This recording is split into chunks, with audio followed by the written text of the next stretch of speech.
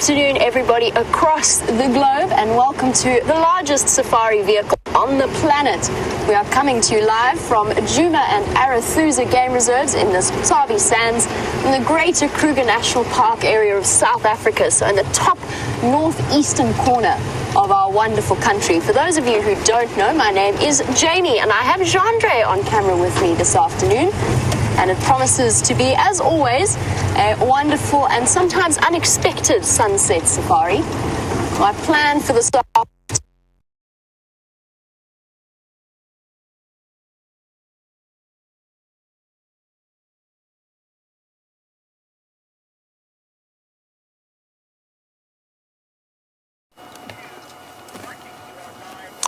Hello everybody, good afternoon, and what a special way to start the afternoon with a little herd of elephants here on the northern end of quarantine clearings, but just outside of camp. These chaps have been feeding and having a drink at the Galago camp.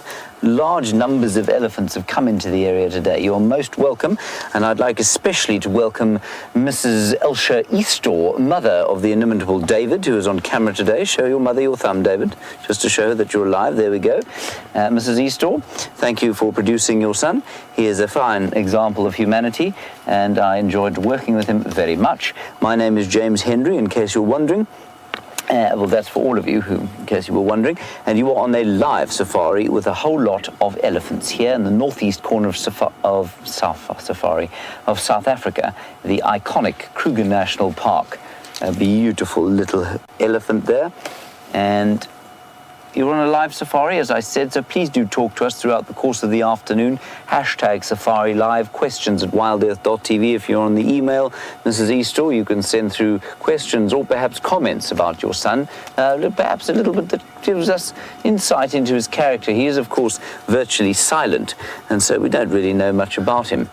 He could be a prophet, he could be a psychopath. We're not really sure at this stage. Anyway, look at this little fellow.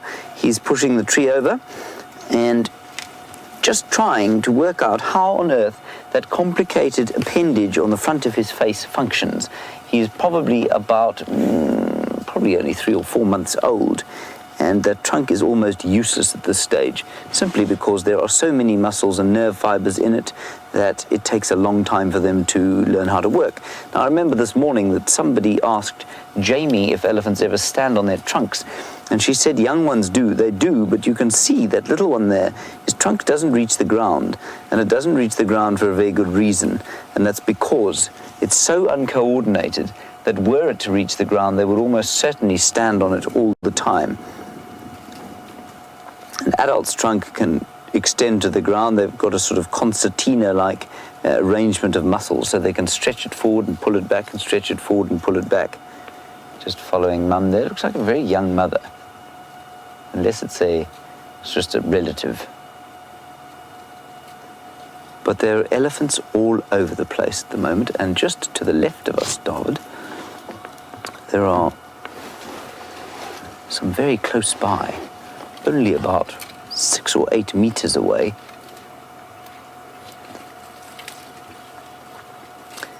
Now, one of the advantages to being as large as an elephant, or as large an animal as an elephant, on a hot day like this, it's about 34 degrees Celsius, they'd say. It feels like about 58 degrees Celsius. 34 in Fahrenheit is about 92, if I'm not mistaken. I've forgotten that. 93, no, I'm pretty close going. The advantages of being a large animal like this is that you gain heat slowly. And that means that you can be out in the sun longer than, say, a bush baby could be, or a bushveld gerbil, for example. They'll heat up very fast indeed, and so they need to be very careful about maintaining coolth. It's often why small animals live in burrows or in little nests in trees like bush babies do, because they'll either overheat or get very cold very quickly. And so you can afford to be in the sun if you are an elephant. You can afford to be in the sun for longer than if you're little. We had a little bush baby in the camp actually earlier this afternoon. We don't know what it was doing. It looked like it had sort of fallen out of its nest. And bush babies, of course, go into what we call a torpor. Yes, I'm going to talk about that just now. Let's just watch this cow quickly.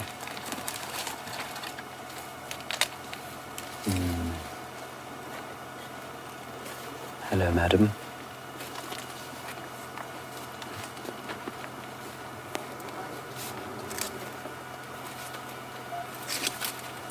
Ah, she's going to show us precisely what she thinks of us. Mm-hmm. Very nice. Thank you. Yeah, that's wonderful.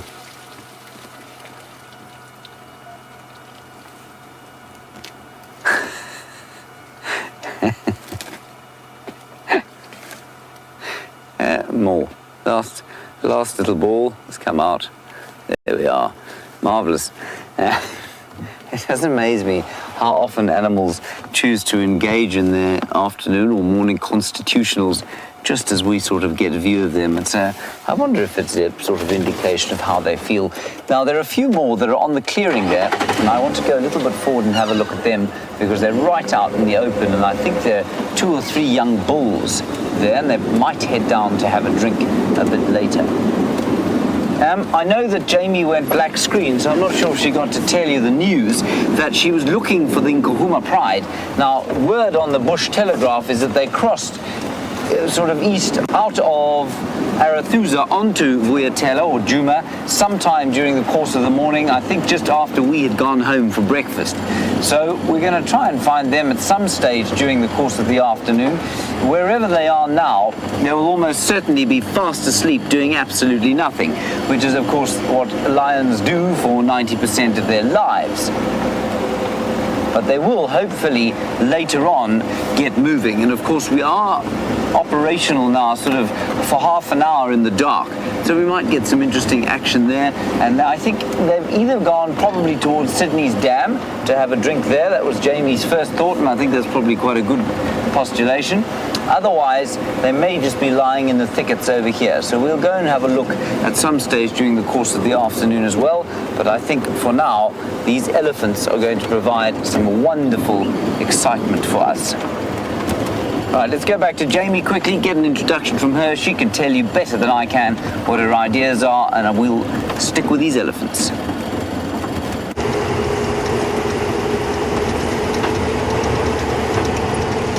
Okie dokie, let us try that once again.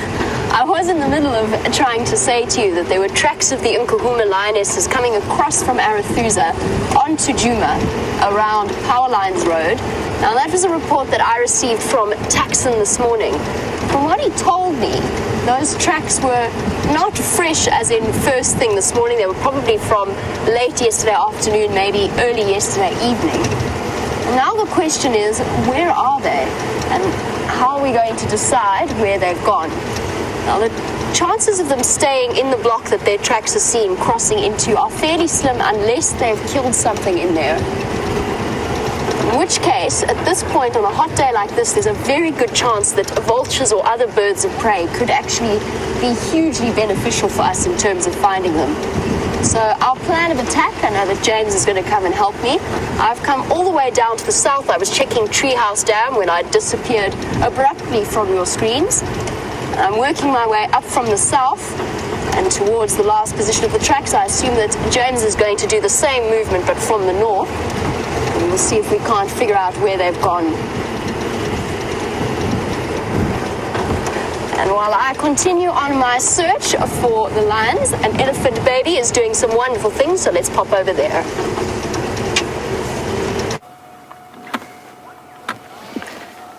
So we've come across here Half Trunk, the elephant. That's her there in your picture.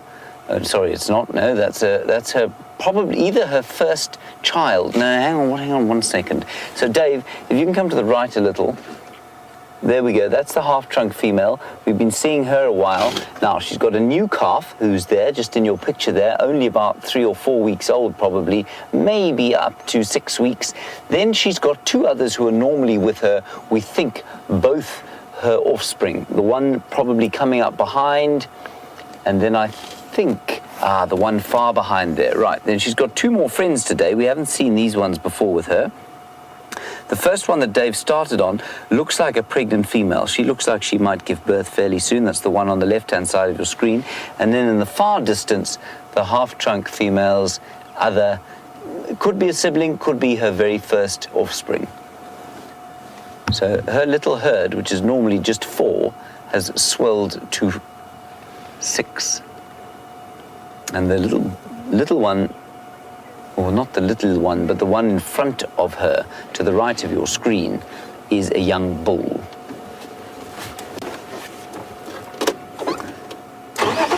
Carry on through here. James in Ohio, a very nice question about heat. And of course, heat balance is a massively important part of any animal's life out here.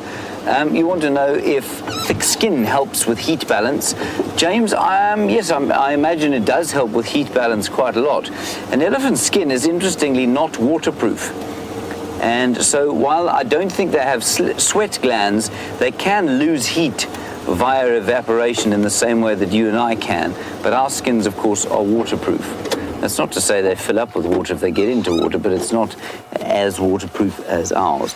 Look at the little one there, giving us a bit of a head shake, showing us how very big and strong he is. Yes.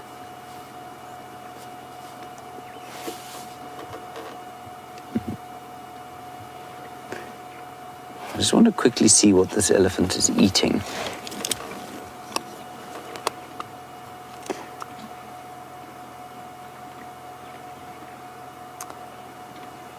Hello, Debbie.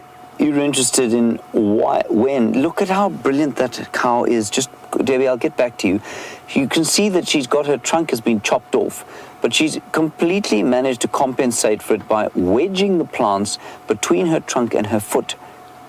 And that allows her to pick up whatever it is that she wants to eat. So I don't think her life is hampered at all by having that trunk chopped off there. Debbie, you want to know when they start eating in greenery? Well, look now. That little thing is just over a month old.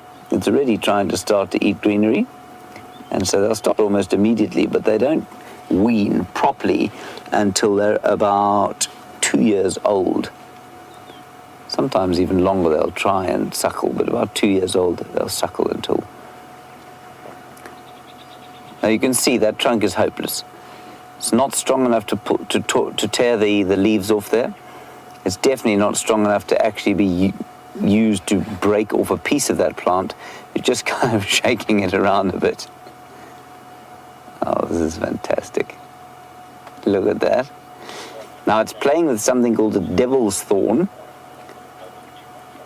And I don't know how edible those things are. Devil's horn, sorry. And the mother is not eating that plant. And she's being very selective about what she picks. And if you watch her trunk, it's like a selective vacuum cleaner. Feeling around for a specific type of plant and then selecting it, wedging it with her foot and pulling it out of the ground.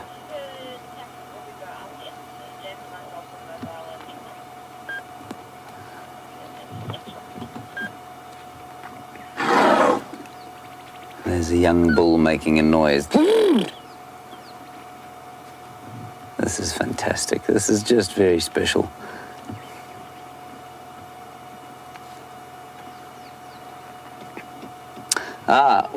Luke, it's not that obvious. You say, aside from the obvious, how do you tell a male from a female elephant, an adult? Luke, it's not actually that obvious at all, given the fact that you can't see the external genitalia. So you cannot see a bull's testicles and you cannot see his penis either. They are within the sheath, which is actually very similarly positioned to a female's opening. And so you can't look for genitalia. What you can look for, though, if you look at that cow, David, you can get in under her shoulder there, you can see that an adult cow, even if she hasn't had calves, will have slightly swollen mammary glands, and they're right under the shoulder there. You can see she's actually got fairly small ones, and so not, even though she's had at least 2 calves, but you can see in between her front legs, there's a very obvious swelling, where in the bulls there clearly isn't. That's the easiest way, actually. People will tell you that you need to look at the shape of the forehead, that a female's got a much squarer forehead, a male more round, that a female's back is straighter, a male's more rounded. Yes, those are both true, but you do get such variation. And then, once you find an enormous big bull, there's no mistaking it. Once you've seen an enormous big bull elephant, you cannot confuse him for anything else. He is so much bigger than the females, almost a third again the size of an adult cow. You can also, the tusks are a bit skinnier, and that's how I told David, you just get to this chap right in front of us here. This guy's going to be a big tusker when he's older. Now unless I'm very much mistaken, I just took him for a bull. I didn't actually look. All I looked at was his tusks. They are quite thick. You can see they're much thicker than tusks of the same length on a cow, and they kind of point forward. So, unless I'm very much mistaken, that's a young bull. Although, I'm looking at him now, and he's got a pretty straight back and a pretty square forehead, but he doesn't have any swelling between his legs, between his front legs, that would indicate mammary glands, but I might be wrong. Might be a young cow. I don't think so, though. So if you look at the tusks on our half-tailed cow there, Dave, to the left, you can see that they are much skinnier.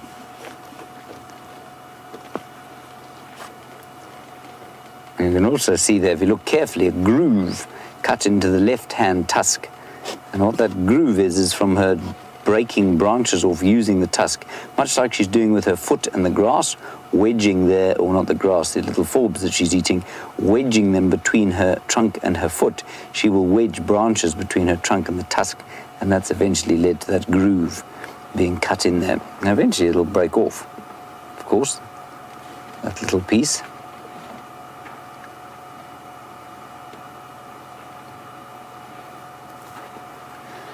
All right, let's go and have a look at Jamie. She's got some zebra.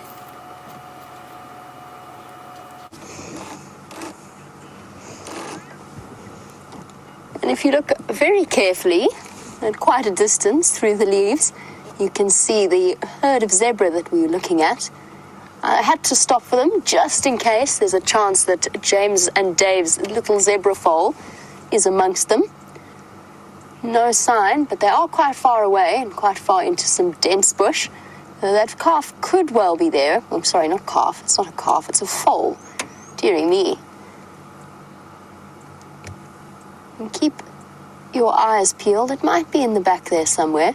We're not that far from where James witnessed the birth, probably about 1.5 kilometers, so just under a mile away. And already that little zebra foal, within hours of its birth, would have been capable of wandering through. But since we're here, we've got Nikki's favorite tree. We just thought we'd stop in the shade and reminisce about the fact that we were here. Oh, I've made myself sad now. Okay, we won't think about that. The Balanites tree. This is probably the biggest torchwood on Djuma. It is such a stunning tree.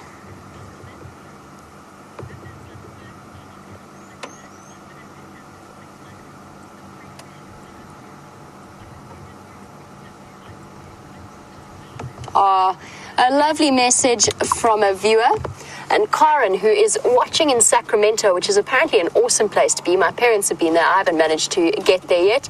But Karen has been an addict of Safari Live since Big Cat Week, but hasn't actually sent through any comments until today.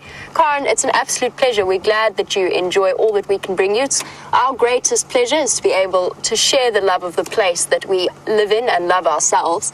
And to be able to share it with viewers across the world is one of those really special things. But Karen, you were saying, wouldn't we love to see a grizzly bear live in the wild? Absolutely. There are all kinds of wonderful magical potentials that I think we've all considered.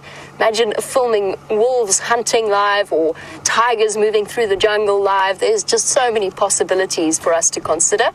One day, but Karen, you have to just keep asking all of your friends and tell all your friends about Safari Live. In the meantime, James's little elephant calf is up to mischief. Let's have a look.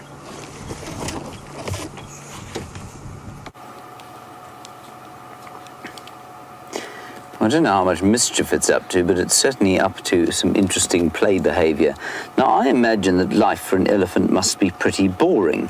I mean, all you do is walk around the place trying desperately to find enough to eat, especially during the course of a drought. Now, what I've found with the young bulls especially is when you drive up, it's almost like they are relieved for some kind of distraction from the endless search for green food to eat. And they come up to the vehicle and have a look, and then maybe spend a little bit of time interacting slowly with you, and then they have to get on with the process of finding more food to eat. And I think it's the same for that little calf who doesn't have any playmates, still too young. In a larger herd, it might have some playmates, and certainly these youngsters here around it will start to play with it once it gets a little bit older. But for now, it's just Mum, and Mum is desperately trying to find enough to eat during the course of this drought in order to make enough milk to feed the little one there. And so I think having a car around must be quite an entertaining thing. As you're right, keeps turning and looking at us and holding his ears out. See, just like that.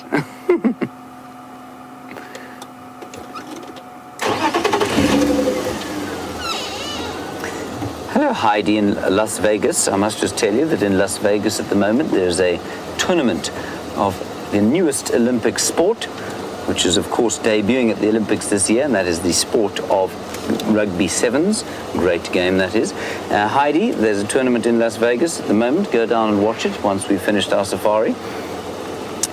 You want to know about how these elephants keep this little one safe. You thought safety came in numbers. Heidi, it does come in numbers to a certain extent, but for an elephant, size is its greatest protector.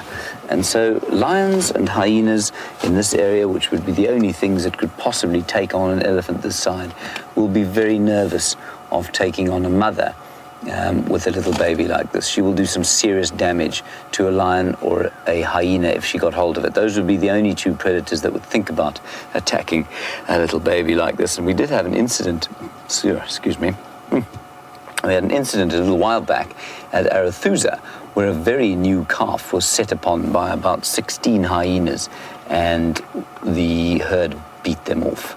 I mean, they eventually gave up and went away. So there is a risk, absolutely, but it's not so much the numbers as the size of the elephants that will put off the predators. That's not always the case. I mean, in this particular area, it's highly unlikely to find predators with having killed an elephant. It's much more likely in Botswana and other places where elephants have to migrate large distances to get to sufficient water and grazing. Then you find them in very weakened states, and their predators, especially lion prides and savuti, for example, will specialize in killing weakened elephants or elephants weakened by drought or the dry season. But out here, not so much. I've never actually seen it. In 10 years that I've been working in and around this area, I've seen one or heard of one elephant kill, and that was hyenas, and they took out a very crippled 4-year-old elephant. There they go. Let's just watch them. I wonder if they're not going to decide to go off and have a drink now.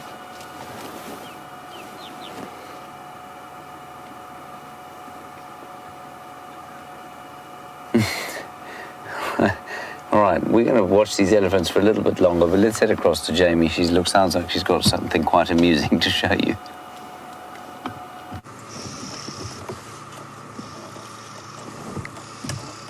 I have a secret to tell you all, and we'll have to keep it just between us. But when I came around this corner and saw the buffalo on the termite mound, I initially thought it was an elephant, which is one of those terribly embarrassing moments in my life that do occasionally happen. You automatically see something at a certain height and your brain fills in the spaces, and sometimes it fills in those spaces very, very incorrectly. Now, this is interesting. This is a very large, giant buffalo herd. Perhaps I should call James on the Game Drive channel and tell him that there is a giant herd of buffalo. And James once got very overexcited when he saw a breeding herd of buffalo for the first time in the wild and called out over the Game Drive channel that there was a giant herd of about 100 buffalo moving through. But this is interesting because I think these buffalo have been somewhere around here the whole time. And as our regular viewers know, there's nothing lions like to do better than follow behind buffalo herds and wait for the opportunity.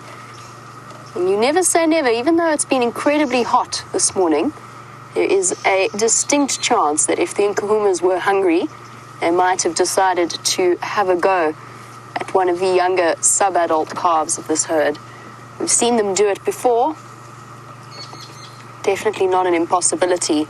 That, I think, has changed the game for this afternoon. We'll be trying to at least monitor the movements of this buffalo herd. I'm not going to stay with them the whole time, but I'm going to loop around towards the back and see if I can't find the Nkuhumas. The reason that buffalo has wandered up onto the top of the termite mound over there is there's a couple of reasons. One is that there's quite often more nutritious grass to be found, grass and trees, on the tops of termite mounds, because the termites have brought nutrients up from the lower levels of the soil. The grass that grows there sometimes is a little bit more nutritious, but also it gives her a nice vantage point to look out and look for any threats that might be ahead of them. They definitely don't have the best eyesight of any of the animals out here, but they do have a very, very solid sense of smell. They'll probably carry on walking into the wind, make sure that they smell any kind of predator. The other nice thing about herds of buffalo like this, and this is actually a giant herd, I would guess at least 250, probably more, I'd say 300, 400. They're all looking in okay condition. She looks absolutely fine. There are a couple of skinny buffalo wandering around, but most of them, that's what I was looking for. There we go. I've seen a few of them, but I haven't really managed to get them on live yet. There is one brand new wobbly little calf just ahead of us, and I'm going to try and see, without startling the herd, if we can get a view of him. A little bit of a delay, as far as I can tell. Look, I've never worked in the Sabi Sands at this time of year before, but my general experience with buffalo is that their calves, you start seeing the first calves sort of around December or so. I'm still looking for him. Sorry, Chandra. I definitely saw him somewhere in here, but I haven't spotted him yet. Very large buffalo herd wandering through. Yes, my general experience with buffalo calves is that you start to see the first ones in sort of around December. He is, there he is, Jandre, coming through now at the back, just behind the aerial. Here you go. Little tiny wobbly thing, well done.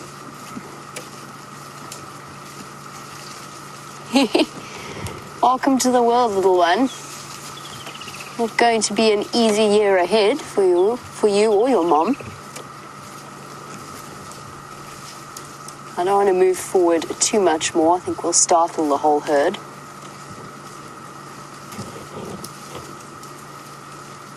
And if I'm quiet for a moment, you can actually hear the rustling and the nibbling of the herd moving through. It's not a subtle thing, this number of buffalo.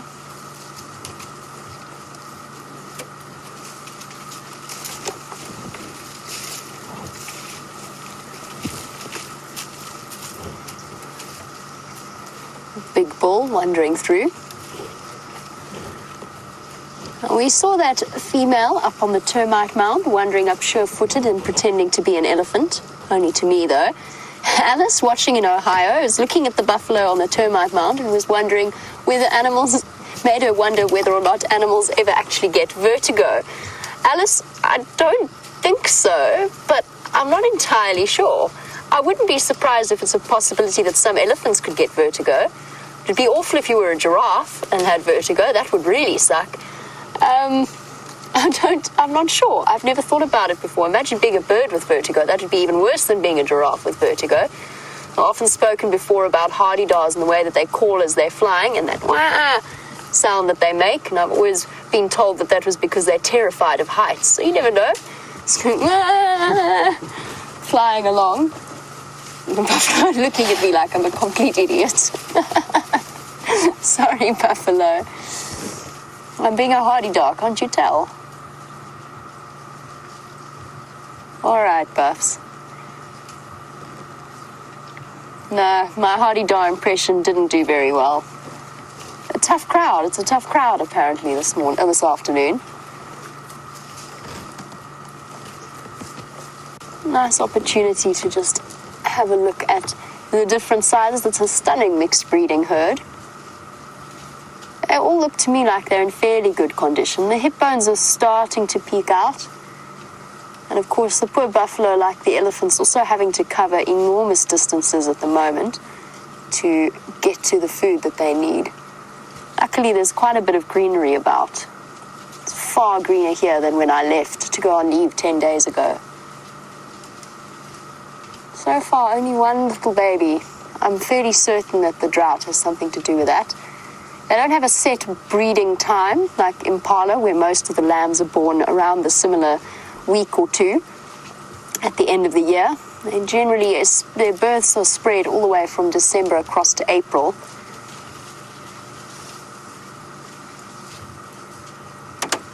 Now, my plan is to go around the back of this herd and see whether we've got any sign of the Nkuhumas following them. While I do that, apparently the elephants have decided to come and pay a visit to our home. Right, the elephant there you can see is crossing the road. And Dave, will you just pan quickly to the side? And you see they're going to where we live. They've obviously decided that they have heard the immense success and delight of the frozen cheesecake consumed today, and they are wanting their own piece of it, of course, because it's much nicer than eating tannin-rich variable bush willow. Now, the cheesecake, of course, was made in honor of the fact that it is Mother's Day in the United Kingdom today. Not in the rest of the world. I'm not sure why the United Kingdom celebrate their mothers on a totally different day from the rest of the world, but there it is. So if you are a mother in the United Kingdom and you're watching this, well done for your achievements. And I hope your children treated you with due respect and adulation. It's quite a good word for a drought, adulation.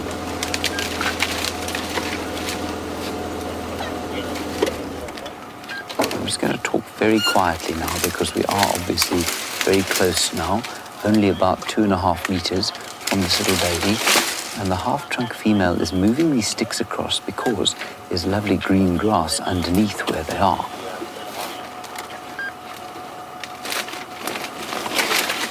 Isn't that cool? It's so amazing.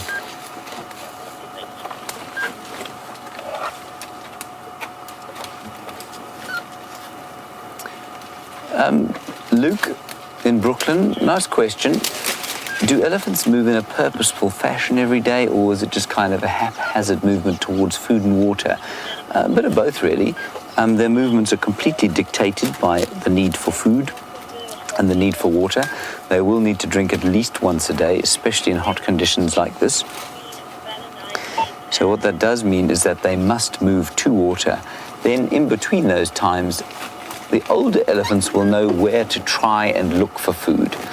And so they will move in some ways to specific areas that they know are rich in food. Otherwise, it will be kind of a haphazard random look. So we are now about, say, 50 meters from the entrance to our little home, 200 feet. The elephants can't get in there because there is an elephant fence there. The little one could go in, but the others will eventually get zapped on the head by a little jolt of electricity, which I can tell you from personal experience is deeply unpleasant. See how she tries to move the sticks out of the way? Just to get those little bits of highly nutritious green grass. It's probably a species called panicum, or genus called panicum, which is a very nutritious kind of grass that the animals will seek out after some good rains. Let's just try and get into slightly less backlit position.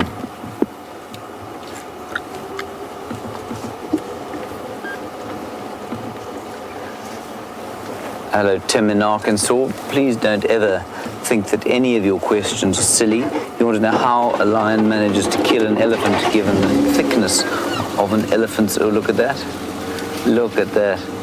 Given the thickness of an elephant's skin, exactly evidenced by what she's doing here. I'll stop here, actually, for now. Tim, it's a case of jumping on the elephant eventually and eventually exhausting it. It's a horrible thing to watch. It becomes so exhausted that it eventually collapses.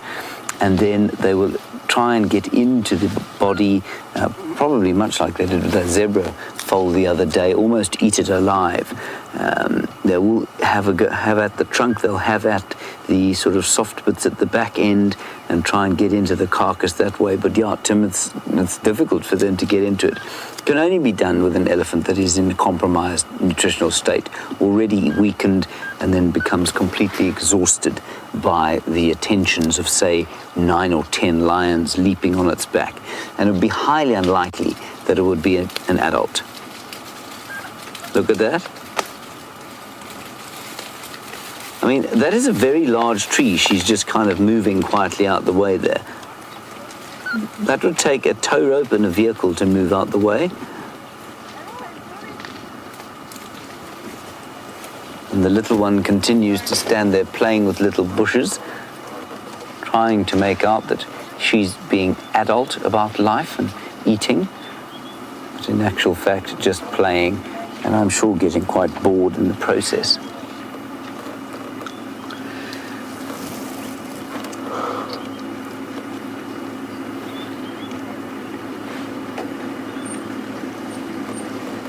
No doubt absolutely loving the greenery there. She's specifically moved that big buffalo thorn tree out of the way, and the buffalo thorn's got lots of nutritious leaves on it.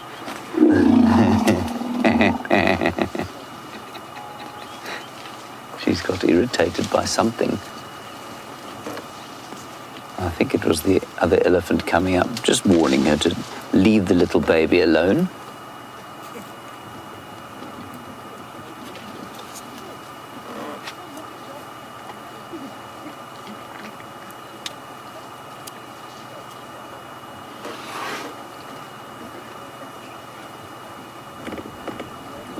Maybe feel or hear, you definitely can't feel, but maybe the sensation of hearing it will help you to feel it. A lovely breeze coming in out of the southeast. That's the kind of prevailing wind that comes through here from the southeast.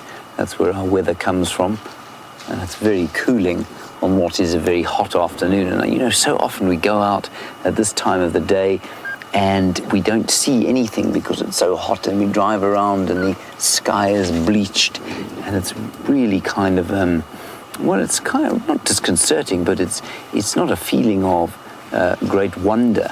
And then suddenly the light starts to soften, or you come out and there's a herd of elephants doing this sort of thing, just feeding and acting, and just the whole magic of this place takes over again, and it becomes such an unbelievable pleasure to be out here, even in the heat. And I love the expectation of this time of the day, because we know that the sun is going to disappear shortly into the west, and then the light will soften and the coolth will come, and that perfect evening time will settle over here.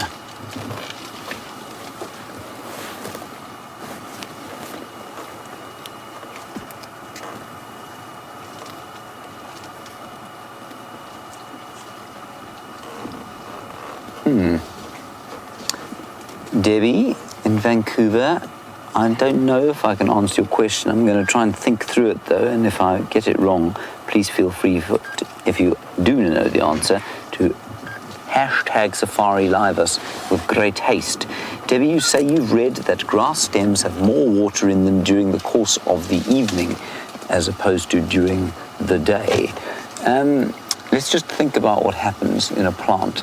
So during the day, the plant is using sunlight and carbon dioxide to create sugar or glucose and oxygen. That's what's going on inside the plant. Then at night, a plant is using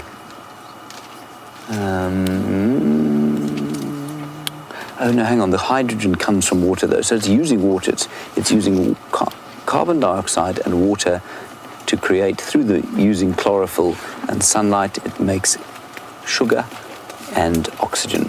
Then at night, it does metabolize a bit of that sugar And I'm sure water's involved in that process. I don't know, Debbie. I'm afraid I'm going to have to tell you that I'm not sure if that is true or not. It might well be. Now, this is interesting because she's given a command. That female has decided it's time to go off now. There's a water hole just around the corner here. The Gallagher pan is just over there. And I wonder if they're not just going to head around there and have a drink, maybe. Or if she's just decided, because there's another vehicle there now, that there's too much attention around her little one and she's going to move on. I think it might be the latter. Yeah. Or there's something nice to eat there that she spotted. Anyway, I think we're going to leave them now, everyone. Let's probably going to go and head up towards Buffelshoek Dam and see. Apparently the lions were found there later on this afternoon, sort of between Buffelshoek Dam and Cheetah Cutline. I'm not sure how much signal Jamie's going to have over there. She is on her way there, but let's go and try and give her a hand and see if we can't track them. Right. In the meantime, let's head across to her. She is on her way there now, and she'll give you a better idea of what's going on.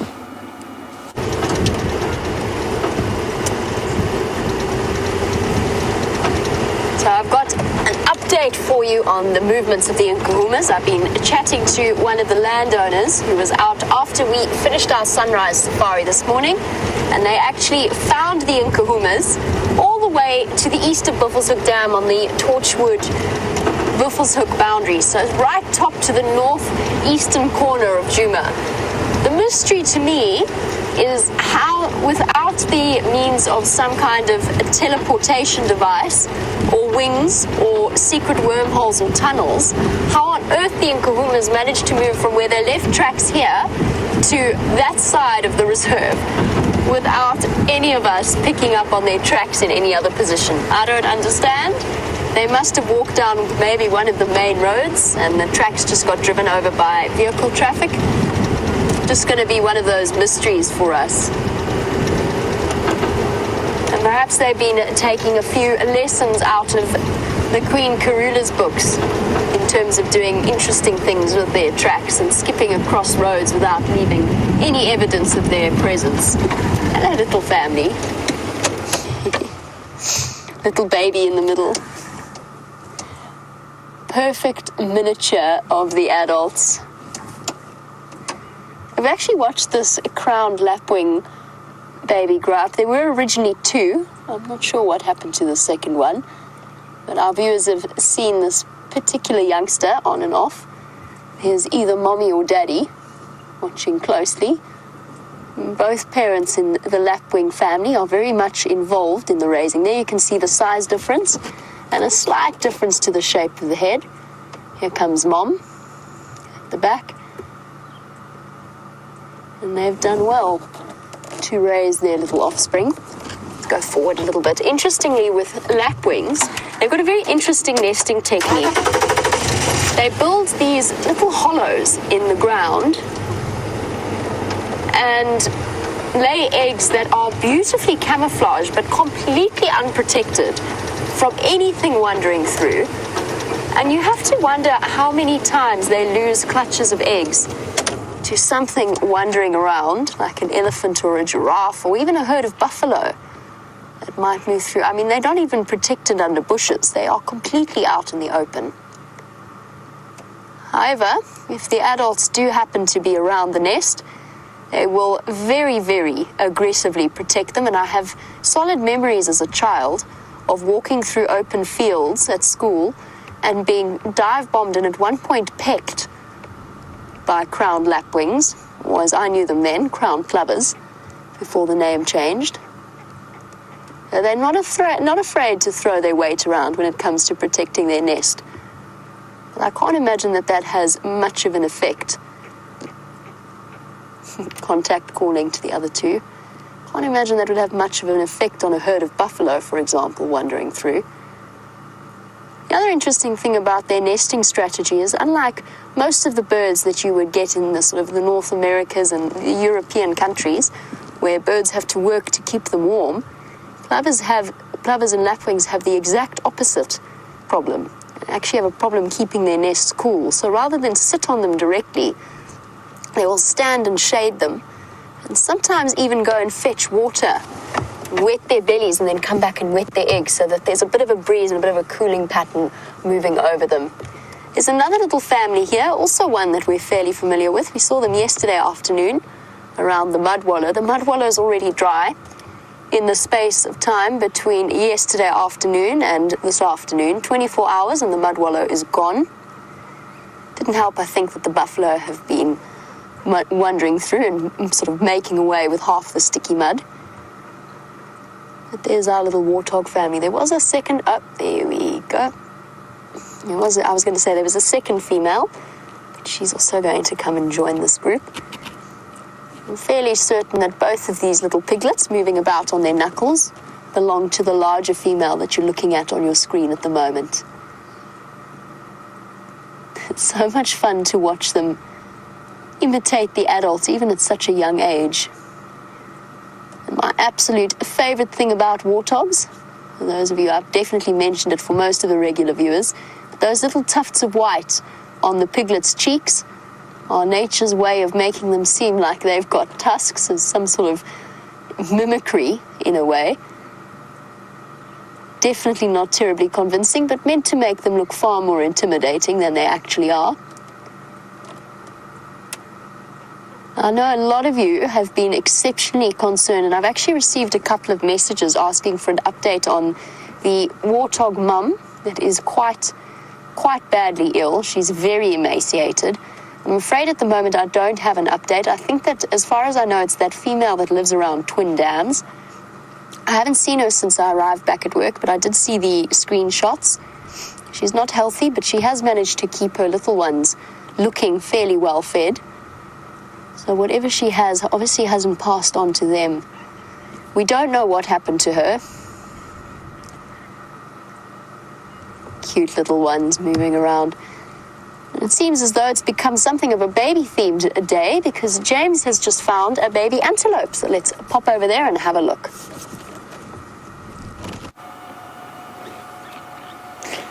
Not so much a baby theme as a British mother's theme, I think.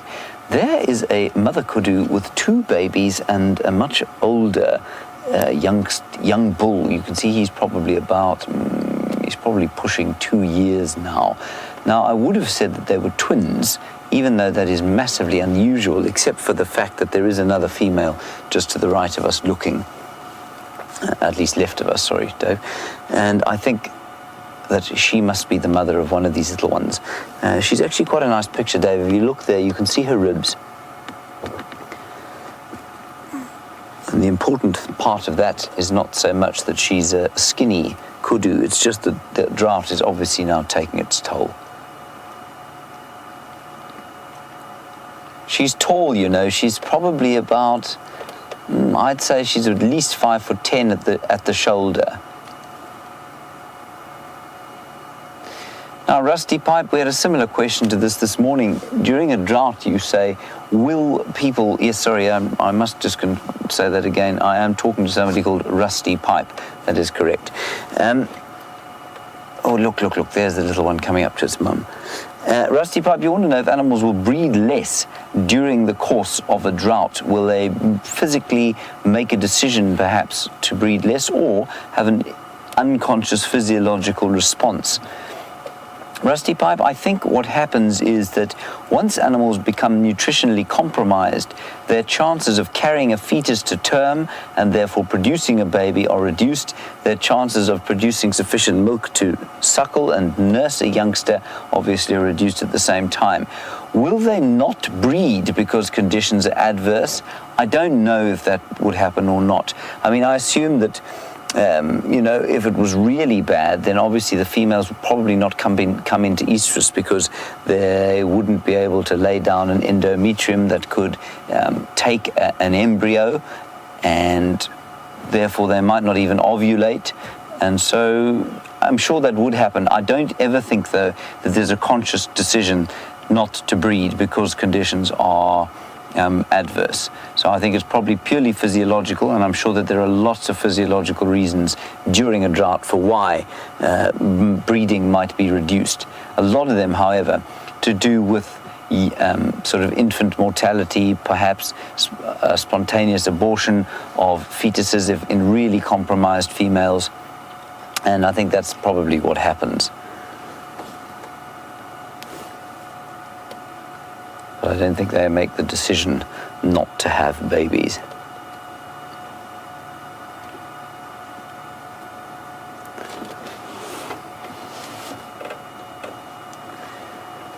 Rebecca, nice question. While we're sitting here, David and I, staring straight into the soon-to-be setting sun, you want to know how much the temperature drops by the time the evening comes. Well, the coldest temperature it will get to probably at 4 o'clock tomorrow morning is about 22 degrees Celsius, which, if I am not mistaken, is roughly 67 or so, 67 around there Fahrenheit, and then it's 34 now, about as hot as it's been during the course of the day, and we know that that is 92 degrees Fahrenheit. So it's quite a drop, but not quite like, I think it probably drops much more in the summertime, at least in the wintertime. David, she's suckling there, see that? I was right, that is a mother. No, not that's a mother. That one's got horns. It ain't going to be suckling anyone. There we go. That one was just having a little bit of a suckle. The baby's looking pretty good nick, I must say. They don't look to be in bad nick. So although that female is starting to look a bit ropey, that's probably a bit rough, she's just starting to look a bit skinny. The youngster looks good, and I think Karula's kill was exactly the same age as one of these kudu.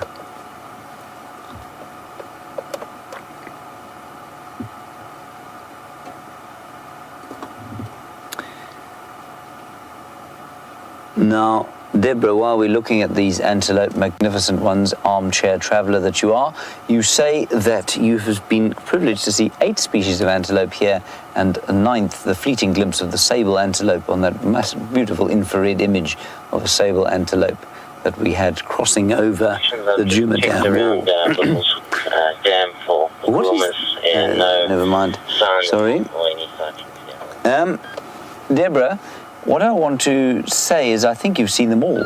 I'm just going to quickly run through them while we look at that kudu and the oxpeckers eating the ticks off her back. So we've got the spiral-horned antelope, the kudu, the nyala, the bushbuck. Then we've got impala, we've got the dwarf antelope, the duiker, and the steenbok. So that takes us to 6. And then, of course, we have, well, maybe a sable. So that'll take us to 7. And then what are the other 2 that are? Waterbuck we've got, and I don't know if you counted wildebeest perhaps as an antelope. That might be the 9th, or am I leaving one out? I think that's pretty much it. So Deborah, give us your list. Send us through your list. That would be fascinating, actually. I don't know if you've counted wildebeest as a... Here it comes. It has been sent through. There's a little one showing us its athletic skills. Right, let's carry on down the road. We'll wait for Deborah's list. It's on its way through. Kudu, nyala, waterbuck, bushbuck, wildebeest, impala, steenbok, duiker, and sable. So those, they are, you did count, oh, sorry, excuse me, very rude, my glasses on. It's just so bright. Deborah, you did count the wildebeest as one of the antelopes, so that's fine. Certainly sits somewhere between a bovid and an antelope, so I'm happy with that. So 9, and I don't think there are any more. Yes, sable sometimes. Yes, maybe an eland, as we've seen an eland once or twice in the Sabi Sands. And I mean, if you were really, really lucky, you might see a sesame. That would be highly unlikely.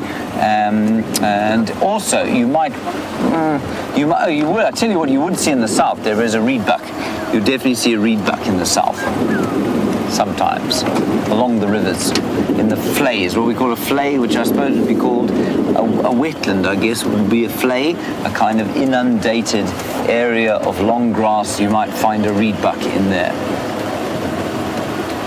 And then elsewhere in the Kruger, other lovely antelope species, sometimes roan. They're a particularly beautiful thing. They look like a brown sable, a little bit larger. And then you might find a sesame, like I say, or a hartebeest, which are two sort of relatively closely related antelope to the wildebeest, I guess. You might find a Sunni at Pafuri, way up in the north, I think. Oh, and you'll also find a Sharp's Grijsbok in the Mopani veld. They're quite common in the Mopani areas. And I think that's probably about all the antelope species that we get out here.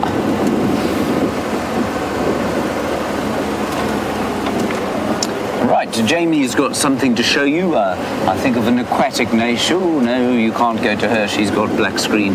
That's not very entertaining black screen, really, is it? All right, our plan is to head down here, Twin Dams, and then we're going to head to the eastern side of the reserve. Someone has checked Brown Buffelshoek Dam. They have found no sign of the lions. I find it very strange that those lions should have been around there. They obviously walked far during the course of the day. A herd of buffaloes off to the west of us here. Why they would have left that herd of buffalo when it seems that they actually followed them onto the reserve, I don't know. So that's quite an interesting story. We're going to look out for their tracks and see what we can find. There's a hornbill. 2 hornbills. Much easier to keep a mammal list, I feel, than a bird list until you try and work out what bat species you're seeing. Then it's impossible. Completely impossible.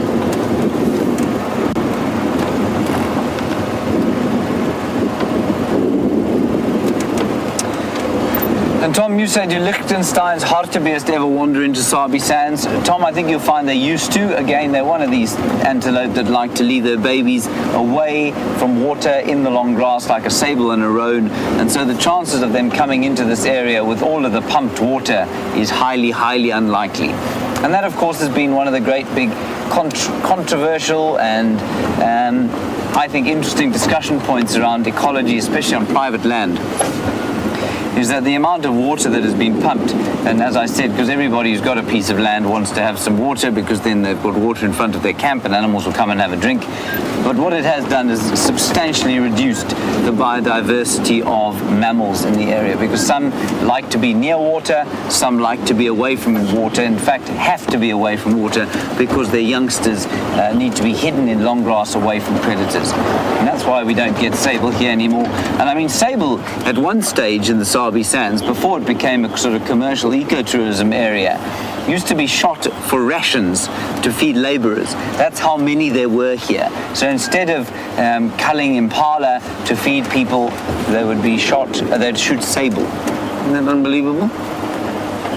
Now you see one every so often. They are bred in great number, of course, around the place for game sales.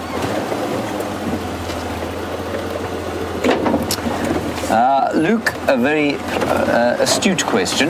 Is there a difference between an antelope and a gazelle? There's a subtle difference, Luke. Physiologically, I'm not sure that I could tell you exactly what that was, but they do come from a different family. But very similar physiology. They are ruminants, and the only gazelle we get in South Africa is the springbok. And then up in East Africa, of course, quite a few gazelle species. But otherwise, they're almost precisely the same. I think, if I'm not mistaken, all gazelle females also have horns. But I stand corrected on that.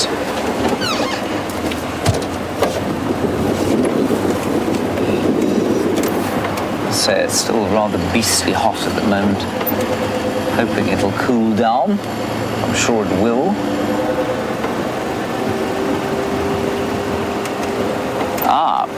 Now, Mimi, you are just 16 years old and you want, or 15 years old. Mimi, you want to know where you find oryx.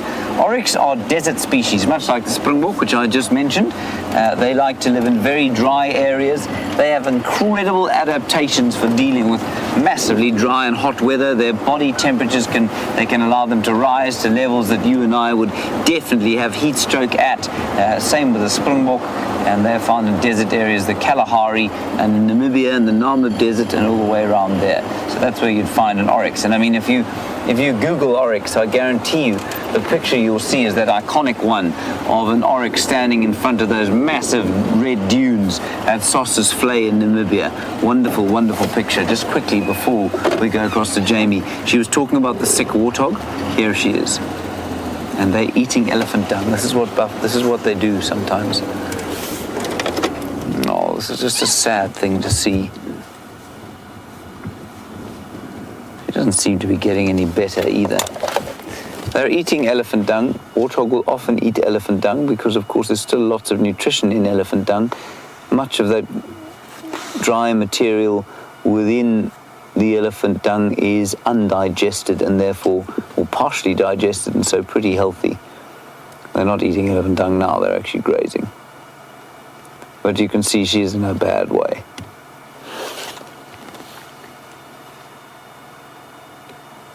The little one is still fine. All right, Jamie's got some slightly less distressingly nutritionally compromised ill warthogs. Let's go across to them. They're a bit more cheerful.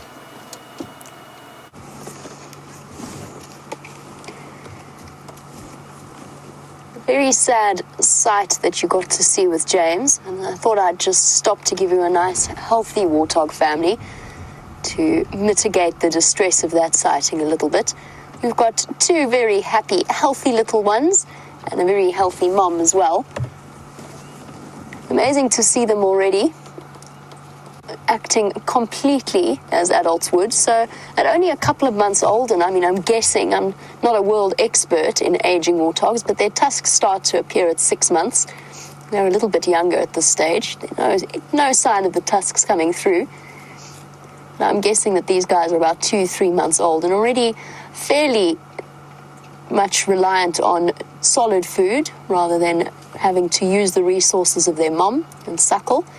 And you find with all of the herbivore animals that the offspring very often wean far faster than something, for example, like a hyena or a leopard or a lion. They learn to stand on their own 4 trotters much faster. And that's good news for the 2 little ones of that sick mommy warthog, because if she does die, there's still a chance that those little ones could survive.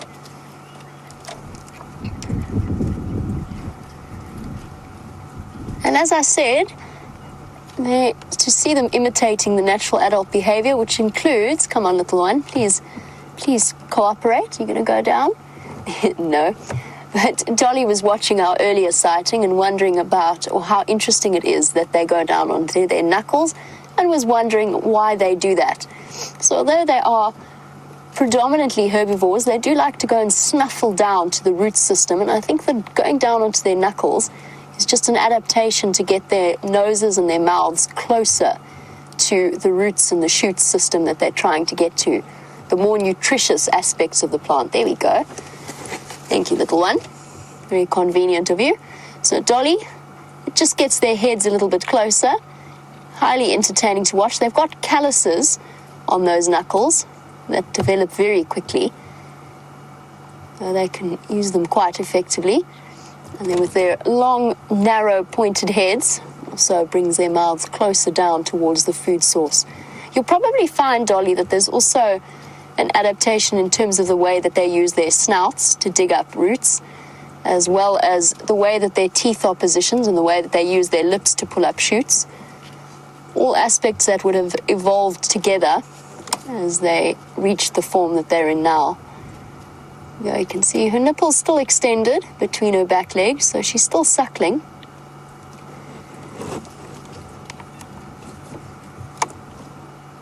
Nice to see a healthy family. I was going to tell you something and it's completely gone. Oh, I remember what I was going to talk about. So I was thinking about the tusks that grow through, and I was actually thinking about it in the context of elephant babies, but I was just wondering, we know that when elephants start to grow their teeth, it itches and makes them a little bit sore, just like with toddlers' teeth. Oh, hello, zebra. Lots of zebra around at the moment. I think pushing in from Kruger to find fresh grazing opportunities. Just looks like a solitary stallion. Don't see any others. There's a couple of stallions that move along our northernmost boundary. But yes, back to the teething. So warthog tusks, I'm actually going to reposition. I think we'll be able to get a clearer view. And the nice thing about this particular family is they're also very comfortable with cars. So warthog tusks are teeth. They're modified in sizes just in the same way elephant tusks are. And I wonder whether warthog babies also get that sort of teething-like stage where it starts to itch and burn, whether they have any methods of, or any plants that they might target. We know elephant babies often go and eat spikethorn leaves or silver cluster leaf leaves to relieve the pain and to numb the gums ever so slightly, as well as tamburtis. It'd be interesting to know whether or not warthogs have any other methods or something similar that they do. Looks like two little females. One's definitely, oh no, it's a little male and a little female.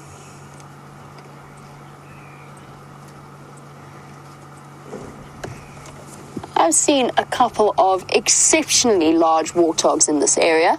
And of course, we always forget, and I like the constant reminders in the form of questions from our viewers, that looking through the camera doesn't always give you the best perspective of scale. So Roy was wondering, how tall is an adult warthog at the shoulder? And the answer is probably close to about half a meter or so, which puts it at about 20 odd inches. If I had to try and compare it, Roy, let's try it rather than using sizes.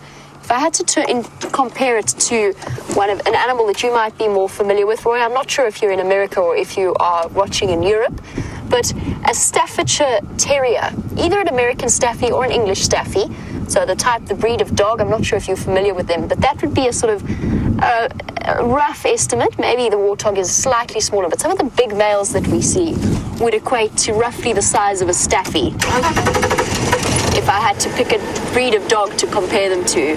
It is something that we very often forget.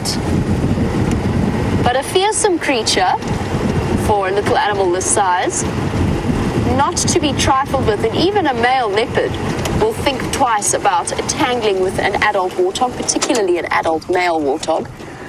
And I know we speak a lot about this. Maybe we'll get a clear view of this female's tusks.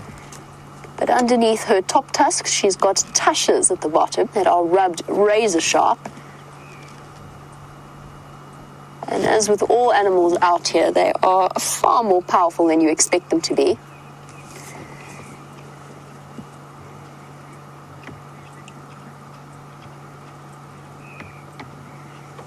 We spoke about the buffalo's eyesight, and Jem is wondering a little bit about a warthog's eyesight and how far they can see, whether or not their eyesight is very good.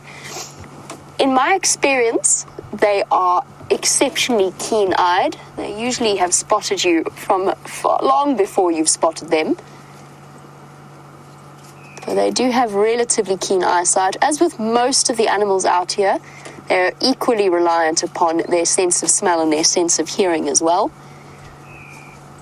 You always, a lot of textbooks mention that, for example, antelope species don't have the best eyesight of the animals. And in my experience, I have seen them spot animals like cheetah or leopard long before I even realized that they were there.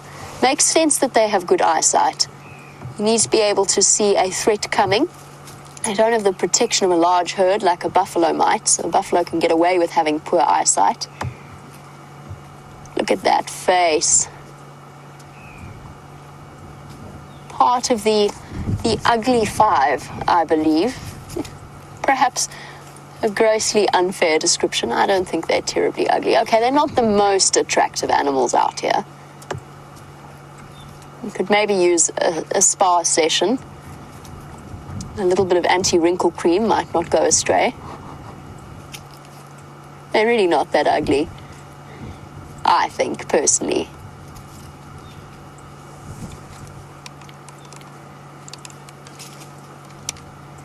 But yes, the ugly five, including the lappet-faced vulture, marabou stork, the warthog, the spotted hyena, and there's one other.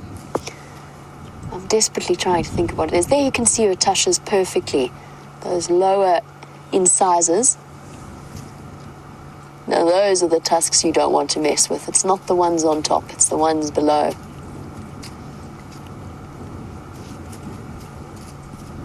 And as with all members of the pig family, most of you come from areas where you'll be familiar with wild boars and the dangers that they pose. Warthogs can be equally scary when they want to be. They're not aggressive though. They'll never set out to attack people. But if you do corner them, they are capable of explosive speeds and using those tusks as formidable weapons. Always on alert.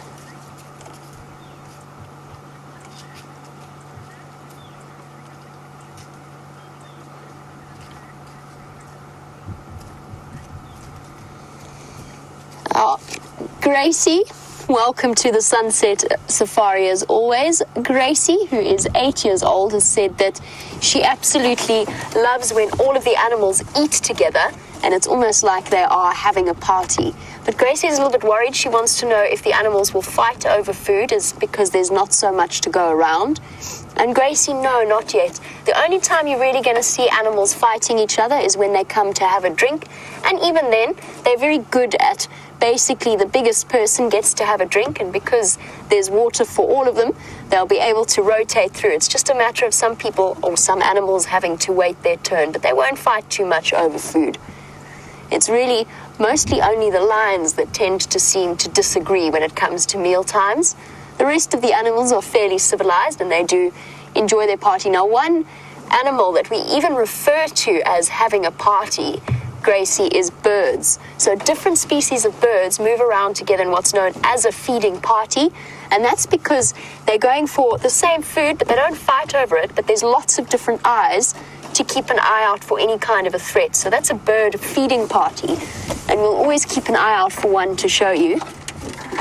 But most of the time, the animals are happy to feed together because it means that there are lots of eyes and lots of ears and then lots of noses to smell if there's any kind of threat. And it's worth sharing your food and having that party, provided so long as you can keep an eye out for any lions or leopards that might decide to come hunting. One last look at our happy, healthy warthog family.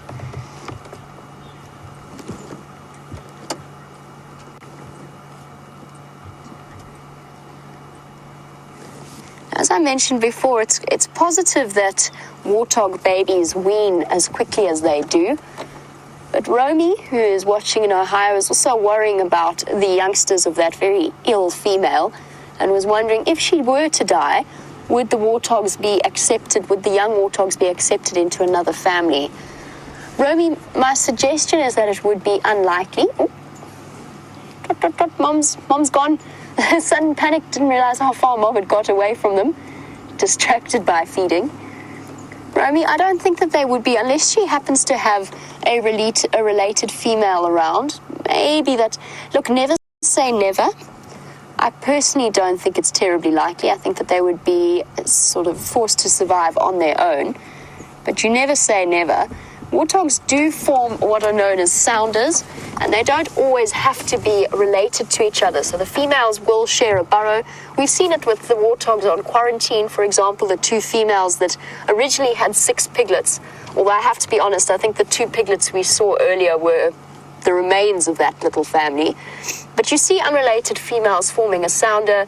They've got extra eyes. Again, it helps to be in a group. But that's when 2 females have come together and given birth together at sort of a similar time. I don't see a likely scenario with warthogs babies coming in and then being adopted. But you never know. Stranger things have happened. Okay, I think I'm going to leave our warthogs. They're slowly moving off the block.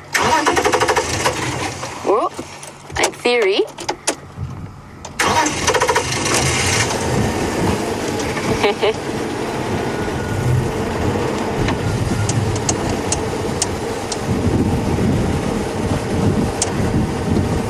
As we leave our warthog, one final question coming through from Luke and his newly wedded wife Letitia. They're watching in Brooklyn, New York. They were Brent's guests at the very start of Brent and myself's leave, and we had a wonderful time. Luke, it was wonderful to meet you as well. I'm glad that you're now jumping on board and watching the safari. Luke wanted to know why, when warthogs run away, do they run with their tails in the air? So the common old wives' tale or old guide's tale that many guides will tell you is a sort of a joke to see how gullible you are, is that their skin is so tight that they can only do one of two. If they drop their tails, then it opens up their eyelids because they've got that tight, wrinkly, dry skin. So when they're feeding and they want their eyes open, they have their tails down. But when they're running away through thick grass and they don't want the grass seeds to go in their eyes and they want to close their eyes, they have to lift their tails because their skin is so tight. That, of course, is absolute drivel. I was trying to think of a polite term for that. And it's more to do with the fact that it allows hogwash. Brilliant, Louise. That is absolute hogwash. I'd like to take credit for that pun, but that was entirely Louise's, and I'll give her that. But yes, the reason that they do that is so that the babies and the mothers can move together. They're quite a lot lower than most of the antelope. All of the animals have, to a degree, a follow me strategy, so a way of keeping the herd together. And in the case of I'm listening to the Game Drive channel at the same time. Awesome. But in the case of the warthogs, that high tail means that it's easier for babies and other individuals to follow along behind. Right. Journey of giraffe. I wonder if these are some of our friends from this morning. We had 9 giraffe this morning on quarantine, which is the largest number I've ever seen while I've been conducting these live safaris, and on Djuma in particular. Nice young male, feeding away. Look at the way he's twisted his neck around to get to those leaves. There's also an elephant in the back somewhere there. I'm sure I saw it. That's what the giraffe keep looking at.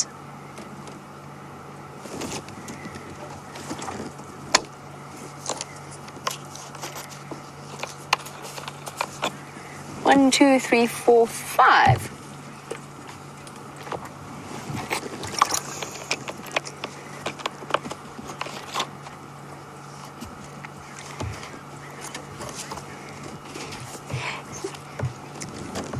We are looking at one of nature's leaf eaters, which brings me to Kathy's question in Tennessee. Kathy just wants a little reminder as to the correct term for an animal that eats leaves rather than grass, predominantly leaves. And as with giraffe or kudu, for example, they are known as browsers. So browsers eat leaves, grazers eat grass, as you suggested. They are moving in quite dense vegetation. There's the elephant there, just in case you didn't believe me. There you go. A big grey shape hidden in the bushes. Probably the same male that we saw this morning as well. They were on their way in this direction. Now, elephants, as opposed to being grazers or browsers, are mixed feeders.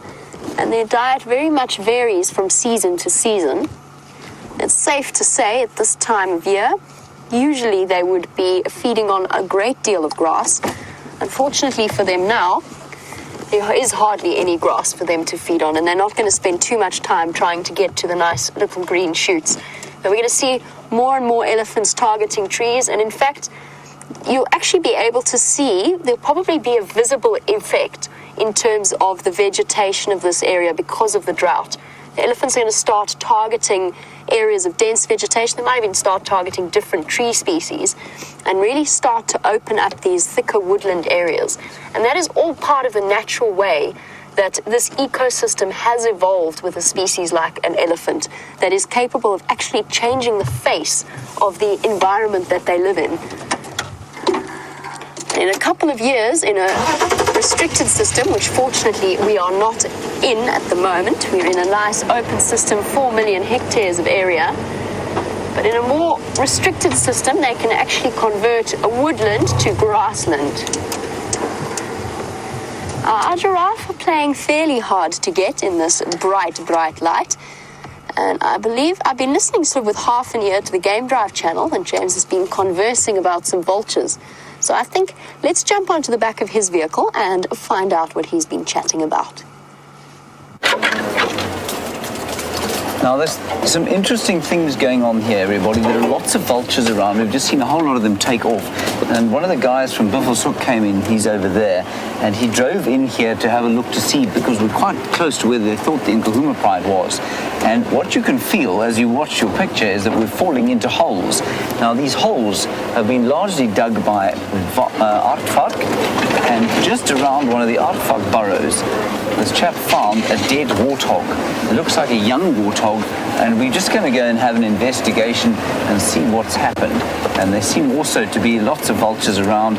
I'm sure they're looking to try and come and eat this thing. And I'll be very interested to know how or why the warthog died. Of course, we do know that warthog are one of the most vulnerable creatures when it comes to a drought.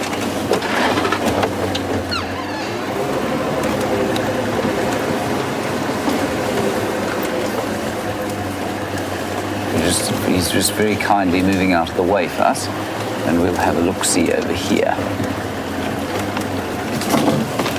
Here. Ah, yes, I see. Thank you very much. Now, there's the expired pig. You see it there, Dave? And interestingly, the stink, of course, is absolutely unspeakable because it has not been dead recently. Now, let us try and work out perhaps what happened here. Lots of warthog, at least lots of Aardvark burrow around the place, so lots of ant bears that come through this area, obviously. And then I think a whole lot of vultures have actually just taken off. We saw them fly off us. But there's one more, Dave, just in front of us there, a huge vulture. And if you see a vulture ever in a tree that has got leaves on it, you can be pretty sure that it is sitting above something that it wants to eat. Now, that is the most common vulture we get here, the white-backed vulture. So named because it has a white back. So I'm going to get out of the car now. I'm pretty sure there are no predators around, and we're just going to have a quick look. I'll tell you what I can see, and then I'll get back in and we'll have a look, see exactly why we think this warthog passed on. Shook off this mortal coil, kicked to the bucket, expired.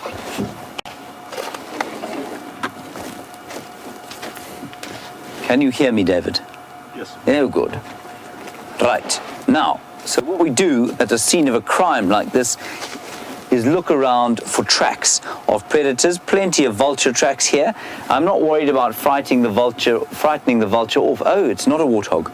It's not a warthog at all. It's an Aardvark that's died. This is incredible. If it wasn't so utterly stinky, I'd grab it. I'm going to move the car so you can get a better look at it. Let's have a look, see? It's not a warthog.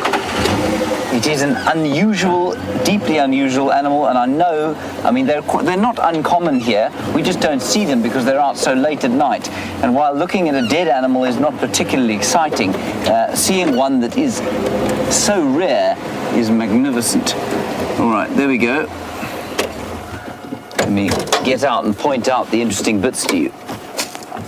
I just need a stick so that we can move it about a bit. Now, whenever I find an animal like this and there isn't an obvious predator around, I mean, leopard will kill Aardvark, but they will normally then put them into a hole. So I don't think that's what's killed this one. What's interesting here is that whenever I see something like this, my immediately thought is snake. Maybe a snake bit it. This one is long dead, and what I want to try and do is expose its head so we can have a look there. But it's an extremely heavy creature. This is a distinctly distasteful activity. I'm going to need something heavier than that. David, Louise wants to link away while we do this, so tell her that's okay. But otherwise, we can carry on looking.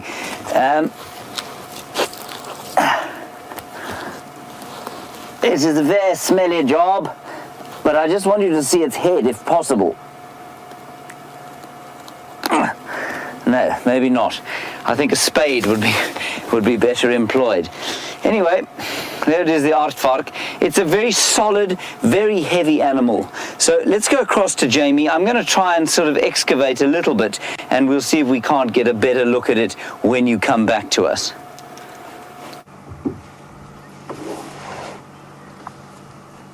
Well, that is truly fascinating, and I hate to take you from one dead aardvark to one dead praying mantis, but that is just the way that the drive has gone. But I just had to show you this extraordinary marvel of nature. Isn't she... Oh, I don't want to block out the sun. Isn't she beautiful? That's me moving the canvas, by the way. That's causing her movement. I actually found her, or Gendre found her, on my binoculars. There you can see those incredible long arms. If you look really carefully, you might... I want to point at things, but I can't, and I don't think I have a stick. But you can actually see the slight claws and the slight protrusions on those. There you go. You can see the serrations on the legs. And then this incredible abdomen. I'm just going to turn her over slightly. Here we go. Oh, turn a little bit. The way that her body is looking like a leaf. I've blocked the sun out, which isn't really what I want to do.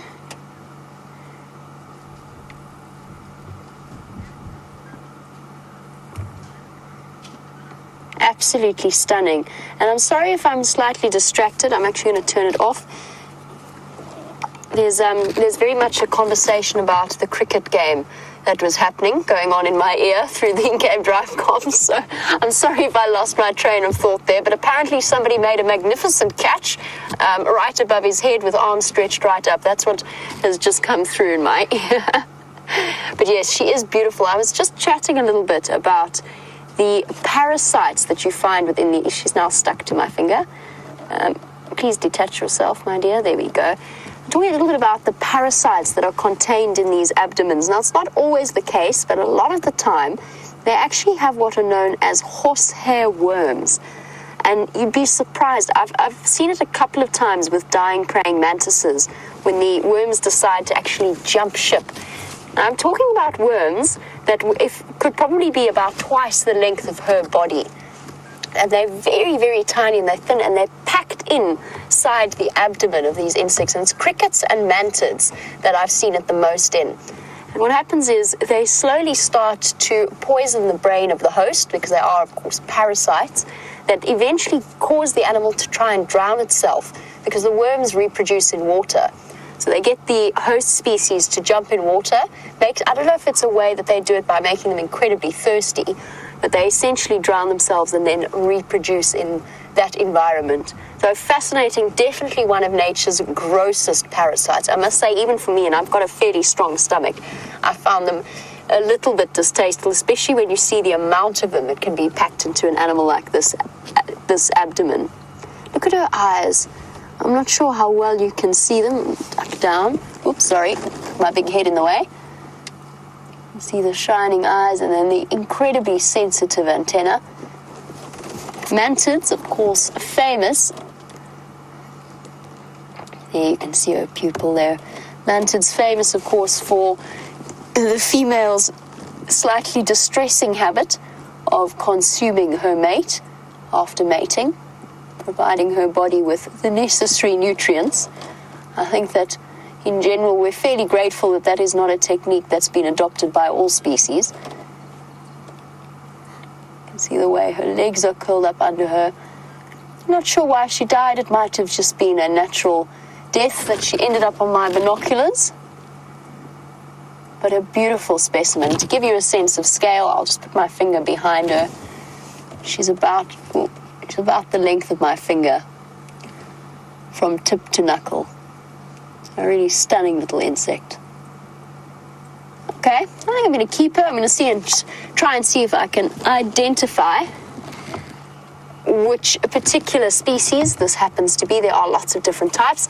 In the meantime, let us return to Detective, what would we call him? CSI Henry, Detective Henry, Chief Constable Henry, and find out how his investigation of that crime scene is going. What's interesting here, of course, we've pulled this thing out. We've pulled it out, and I did this with gloves on. So for young viewers, just understand that this is done not by hand. It can be, well, it's just, you know, there are a lot of bacteria and pathogens that will exist on a carcass this old. It doesn't smell very nice. It is starting to rot. So I put some gloves on, and we pulled it out by the tail and then flipped it over. And I don't know what killed it, but what's interesting that it was buried all the way up to here. It was buried all the way up to this part of the body in the sand. Now, I can't see any obvious signs of injury. A couple of scratches there, but I mean, you know, this stage of decomposition, it really is difficult to tell. So I have two top suspects here. One is a leopard that came through here, grabbed it, maybe bit it, decided it was too much, or injured it so badly, and that's why it was head first into the sand trying to get away. An animal like this can dig faster than a human being can with a spade. So if you come after it, if you come after an artifact like this and you're trying to kill it, it will dig itself underground faster than you can dig after it. So that's unbelievable. So maybe it was threatened, it got halfway under the ground and was so severely injured that it died before it could carry on. My other suspect is always something like a black mamba. They are obviously particularly venomous snakes, and quite possibly what killed this. A black mamba is not nearly big enough to eat an artifact like this, and so it would have been left alone and then devoured by the vultures, and that's what will happen for the rest of the time that the carcass is around. Just a couple of things to note. The big ears, obviously, very characteristic.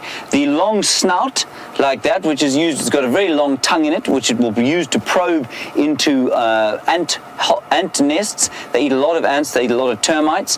And then, of course, the most obvious things about this thing are its claws. Look at its claws here. And that, if you ever see an artifact track, you will see those three claws in the sand. Those are the most obvious things that you will see if you ever track an artifact. When you see them crossing the road, this back claw doesn't seem to make it, but those nails are, I mean, they're an inch long, and they are incredibly powerful, incredibly strong, and that's what this animal will use to dig into the ground, to get into these burrows, and then to get into and underneath the ant nests and that sort of thing. Fascinating, very sad to see it in this state. Obviously, I don't think there's anything nefarious that went on here. I think this is perfectly normal, these kind of natural death, either from predator or snake, which is totally natural and normal. So, interesting stuff. And vulture feathers, obviously, they've been squabbling and fighting over this kill. So, there we go. Unfortunately, dead aardvark. But you can see the size of them, probably about 3 feet from tip to tail. Very powerful shoulder muscles here. You can see incredibly powerful for digging. And lots of pretty attractive regal flies on it, but disgusting stink coming off here. And I think that's quite enough of this disgusting stink. I will remove these gloves very carefully, and we will then press on to fairer climes. So if you are ever in the wilderness and you find something like this, a pair of gloves like these, of course, are very useful, because you don't really want to have anything to do with that on your bare skin. Right, we'll push that into the bottom of the car and continue. Amazing, David. You ever seen an aardvark before? Never. Sorry, wrong way. Go on this way.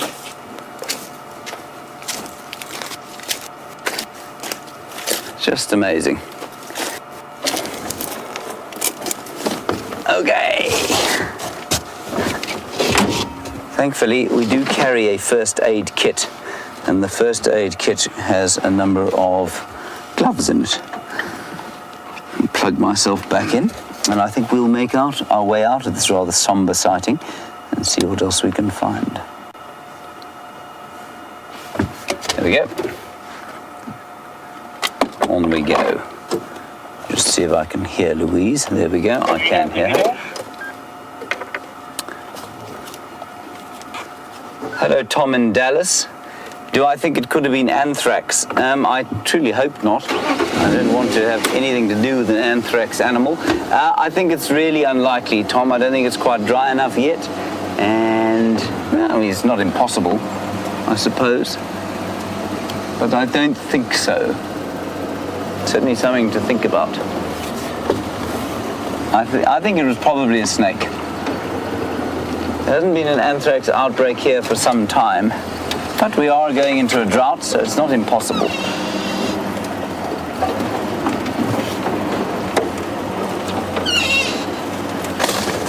And Marianne, you reckon maybe a snake bite, you suspect possibly also a snake bite.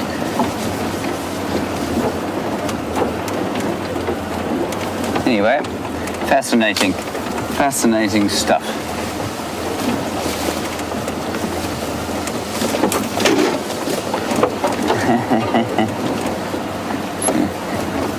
And Maggie, you say, since we were so very kind to allow you to count the dead honey badger on your critter list, can you use the dead aardvark?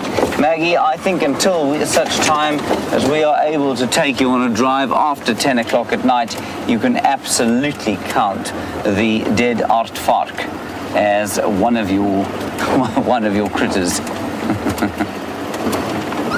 One day when we're able to take you out on a very late night drive, you can take it off until we see a living one.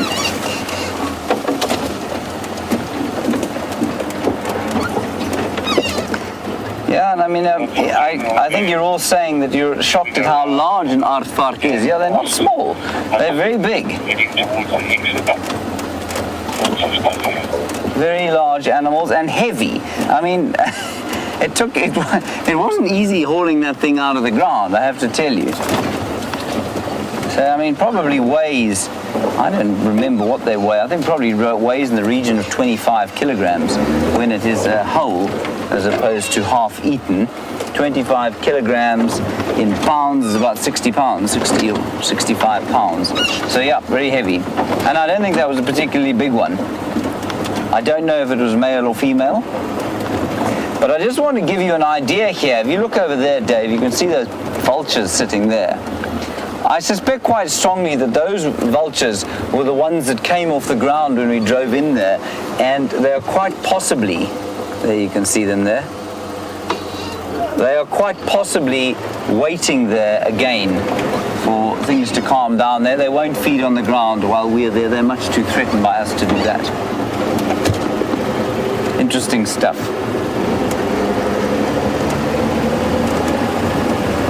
Now we need to keep an eye out for the lion tracks. Rusty Pipe, an interesting one. Are aardvark burrows a danger to elephants on the ground there? No, I don't think so. They don't go that deep, you know. They're a danger to Land Rovers, certainly. I've many times got stuck in aardvark holes. But no, I don't think they're a danger to elephants. Elephants could stand around them and then sort of break them down, I guess, and then have to lift their feet out. But no, I don't think it's a real danger. Not unless they were moving really fast in a panicked fashion. Then maybe they might be. But remember, something I was going to say that's now completely slipped my mind. Elephants, holes. Oh, elephants are actually really good at feeling whether they can stand somewhere or not. And I think that obviously comes with being heavy. And I remember once we had an elephant that used to love to come into the camp at Ngala, which was up north of here. And away from there, you'd come through this beautiful A-frame in the reception, and then you'd have to go across a narrow bridge that went across the stream. And the elephant sometimes used to come in through the A-frame, right past the reception area, and then he would stop and put his feet onto the bridge and kind of feel at it. There's this vulture. Check this vulture. It's going to think about flying, but maybe it won't. Don't fly. You can see him thinking about flying. That's a white-backed vulture. Really nice view of a white-backed vulture. And I think he's just panting. That's why his mouth is open.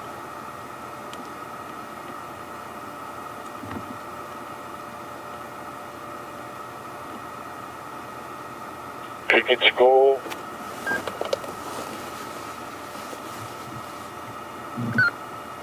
Anyway, what this elephant used to do was to feel and stop. It knew that the bridge would not support its weight, and so it wouldn't go there. Now, Alison, you want to know how many species of vulture we have in the reserve? We have a number of species. No, We've got 5. That is the cricket score being read over the game drive radio, which is a particularly irksome activity. Right, we've got the white-backed vulture, we've got the Cape vulture, those are the 2 griffon vultures, and then we get something called a lappet-faced vulture, which is the largest vulture we get. I'll show you a picture of all of these if you like. And then a hooded vulture, a white-headed vulture. And those are the 5 species of vulture that we'd get in this area. Let me just get out my book. Flies everywhere. Nasty flies.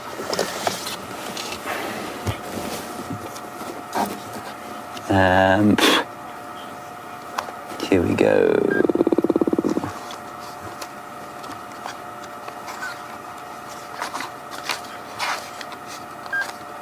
I'll just find you these vultures. I feel like I'm missing out one that might be what we call a vagrant. So have a look here, Dave.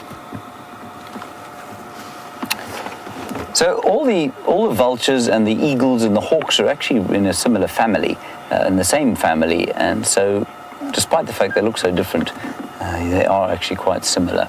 There's the white-backed vulture. We've got the white-backed, the Cape, and the rupels maybe once or twice. They're very common in East Africa, but not common here. I've never seen one. And those are the griffon vultures. You can see they look have a very distinctive, typical vulture look. And then the non-griffon vultures, the hooded, the smallest species that we see here, very specially designed bill for getting in amongst the bones where the others are unable to do that. Hooded vulture can't open up a carcass. What it does is it waits for the carcass to be opened up by the much heavier billed things like the lappet face down here. That is the big lappet-faced vulture. And then the most uncommon, but I think most beautiful, the white-headed vulture in the middle there.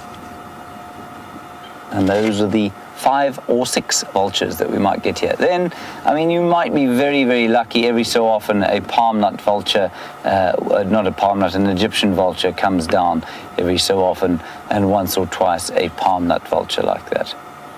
But that's very, very rare. Cool. That's the vultures. Oh, Keith, I love this question. Keith, you want to know how that vulture, which is going to take off as we go past it, I don't know if you want to film it as it goes, Dave. It's definitely going to fly as we go underneath. Here we go. Get ready to track him, Dave.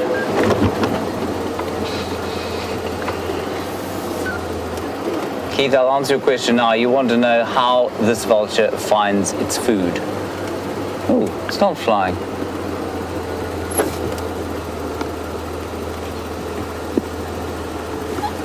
That's really cool. They never sit like this.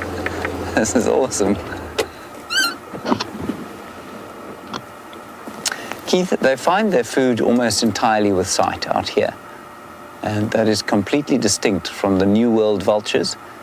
So the buzzards, as you might call them, or I don't know, Keith, I'm assuming you're getting hold of us from the New World. You might not be.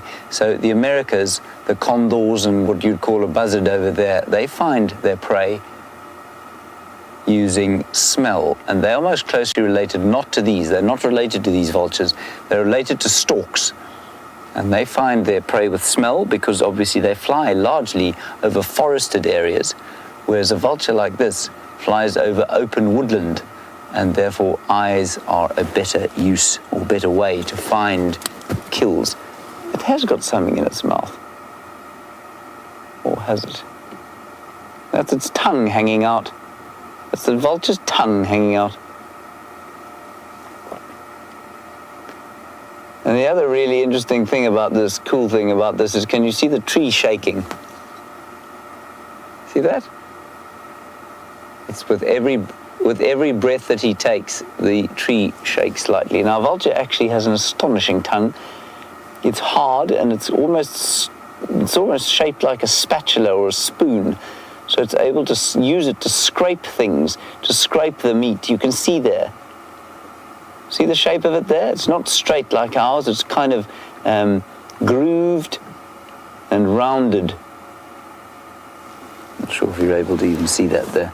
Maybe a little bit.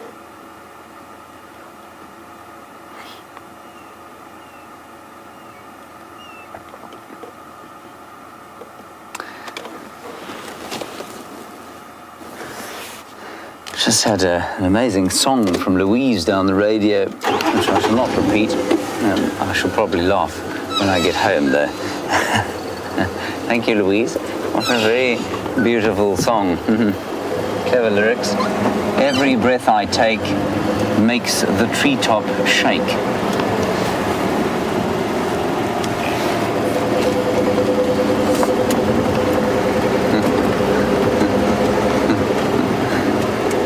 Anyway, that is the white-backed vulture. That is the least terrified white-backed vulture I've ever seen.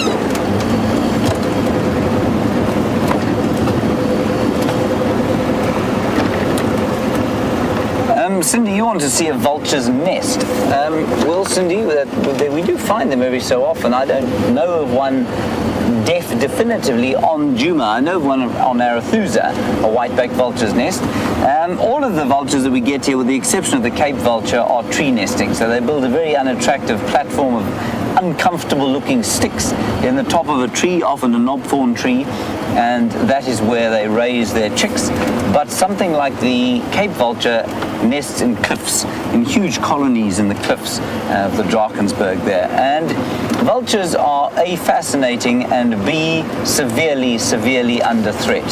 We don't really understand why, except that we do know that people can sell vulture parts for traditional medicine out here, and when they do that, obviously it becomes easy to, well, it's easy to kill a vulture, because all you do is kill a cow or something like that, poison the carcass, and even if it's outside of a protected area, the vultures will go there. And I think the advent of vultures restaurants has made that process more distressing. And so poachers and people who are desperate and wanting to try and make a quick buck will poison a carcass outside the reserve. The vultures will fly out, die there, and then they can sell the carcasses of vultures to traditional healers. I think sometimes for as much as 5,000 Rand, which these days is worth about, what would that be, Dave? About $300 or $400 for one carcass, which, if you don't earn anything at all, is a fair whack of cash. So they are in severe threat, and I am convinced that there are far fewer vultures here than when I was last in the area. And I left this area in 2010 and went away, and I'm convinced that in the intervening 5 years there are far, far fewer vultures than they were when I was originally here.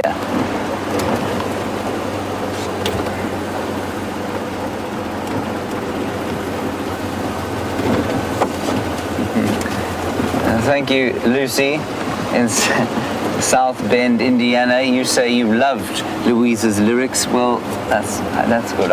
She's very pleased about that. Let's go across to Jamie before I say something else. Okay, bye-bye.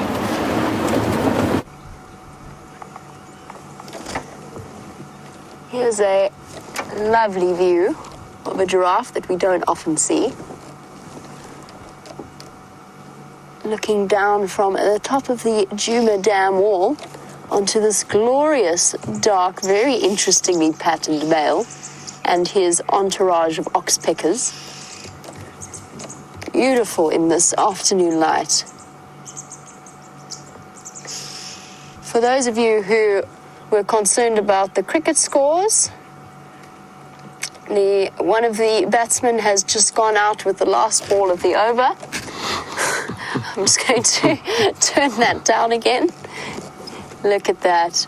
Nice old male. We don't often get to look down on them. We're basically a little bit above his head height. Wow, what a stunning view. And this is definitely an older gentleman.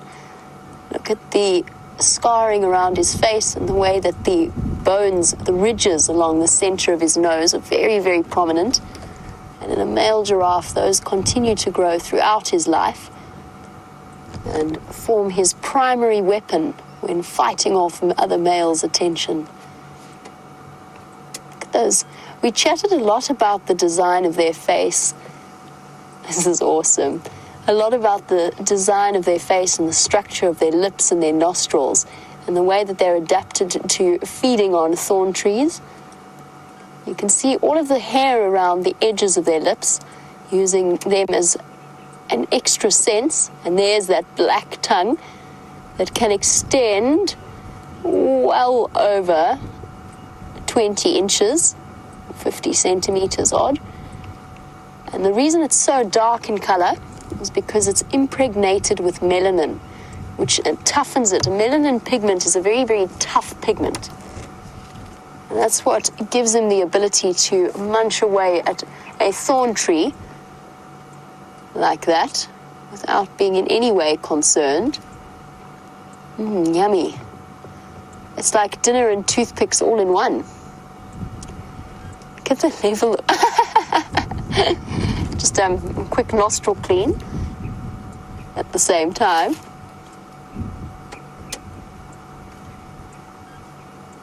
Fascinating to watch.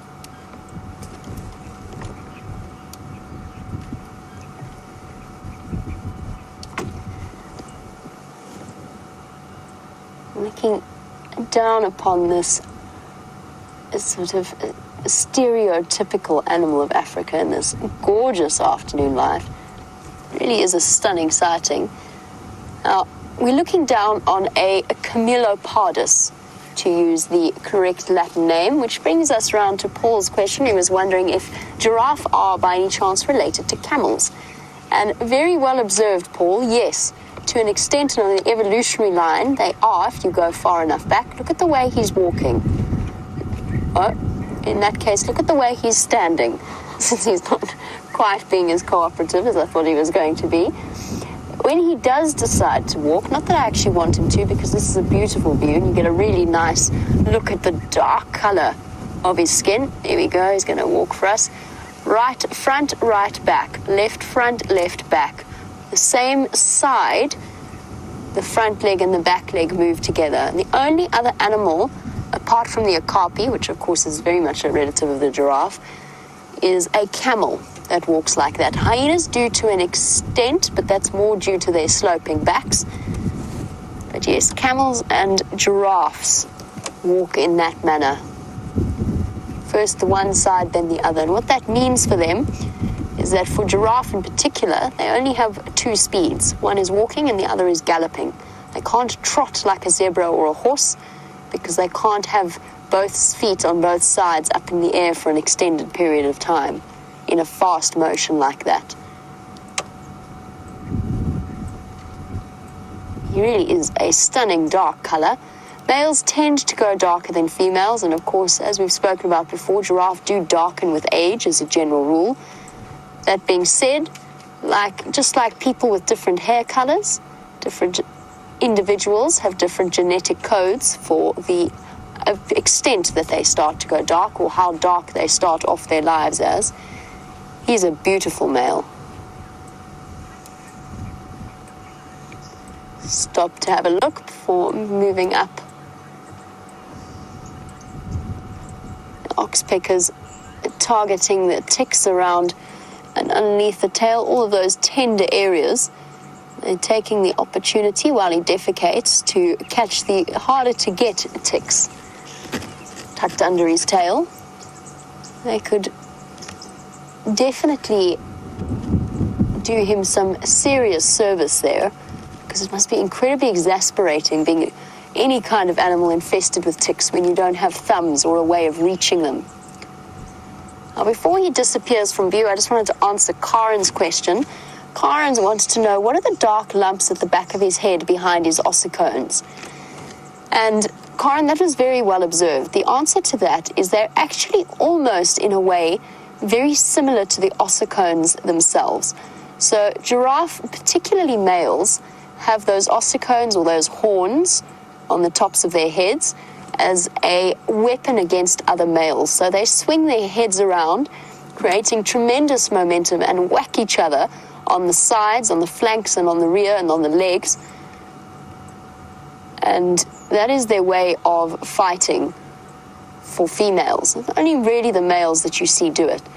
And to add to the weaponry of the ossicones, so the horns on the top of the head, they also have protrusions around their skulls so that the impact is greater. So around the middle of the nose, so the ridge in front of the ossicones, and then two protrusions at the back, so that no matter what angle they whack the other male giraffe at, they still have a possibility of doing some damage.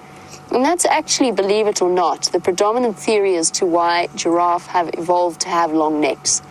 So most of the originally accepted idea was quite simply that it allowed them a feeding advantage. But look at how he's feeding now. Look at how low down he's targeting the leaves. And in fact, evolutionary scientists and biologists have started to think, even with the dinosaurs that had long necks, that it was more as a reproductive strategy that they started to evolve longer and longer necks. Just like kudu have evolved nice long curly horns.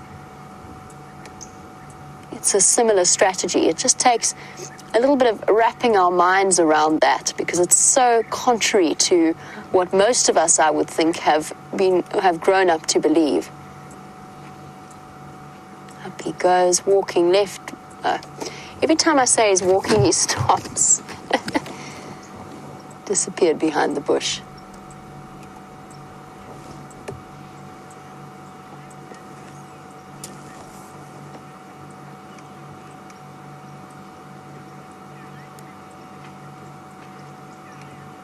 I wonder what that stomp was about. Probably an oxpecker that just was irritating him a little bit. As the evening starts to draw to a close, this gentleman, along with the rest of the journey of giraffe that have been moving through this area, will have to find a place to spend the evening. And Simon was asking, how do giraffe sleep? And the answer to that, Simon, is that they do lie down. They lie down, they fold their legs up underneath themselves, and they actually get down in a way very, very similar to camels, to go back to the original observation about the relationship between camels and giraffe. But they lie down, but they never put their heads down. And that's because they can't. With the way that their blood vessels and their hearts are constructed to keep the blood flowing against the flow, or against the pull of gravity up to the brain, and then not flowing down too fast down the vein system back towards the lungs and the heart, they're adapted in a way that means they can't actually put their heads down. Not just that, but the neck has got a very, very thick tendon that runs down the back of it. So in fact, a resting position for a giraffe is with its head upright. And to lower the head, they actually have to contract their muscles. It's like bats. Bats have a naturally closed position with their feet, and they actually have to contract their muscles to open their hands so that they don't have to think about holding on when they sleep upside down.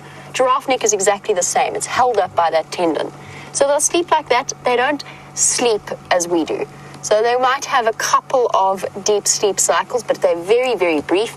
Most of their little napping moments are done as sort of cat naps of about 20 minutes or so. And that's because sleep out here means you're not being vigilant. And if you're not being vigilant, particularly if you're a large animal lying on the ground, you are almost instantly under threat. So they don't sleep for long periods, extended periods of time as we do. And in fact, a lot of people are saying that, in fact, as human beings, it's only recently that we've started to develop these long 6 to 8 hour stretches that we spend asleep. He's vanished off, probably to go and find some more dinner before he decides to go and lie down somewhere in some nice dense bush. They can also sleep standing up, by the way. They don't just have to lie down. I'm going to make my way across to the hyena den. While I do that, let's find out if Mr. Henry has amazing things to show you.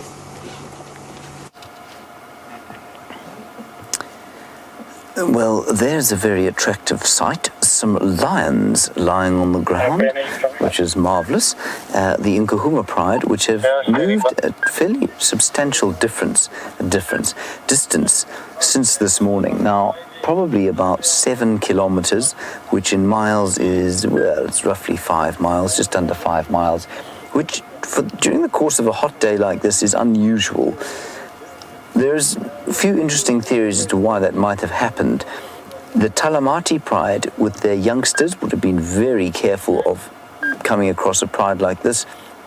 And I know that they have moved north. They were around Sydney's Dam. I suspect there was some kind of interaction there, and these guys got a fright. and headed off here just to try and put some distance between them and the Talamati Pride. Now, the Talamati Pride operates north into Buffelshoek and the Manileti, and that Sydney's Dam area on the corner of Djuma, where we traverse, is kind of a territorial boundary. And I wonder if they didn't have an interaction that made them scuttle off to the side of the reserve. We are now in the far east, just north of Buffelshoek Dam. And you can see the lions are fast asleep, very relaxed.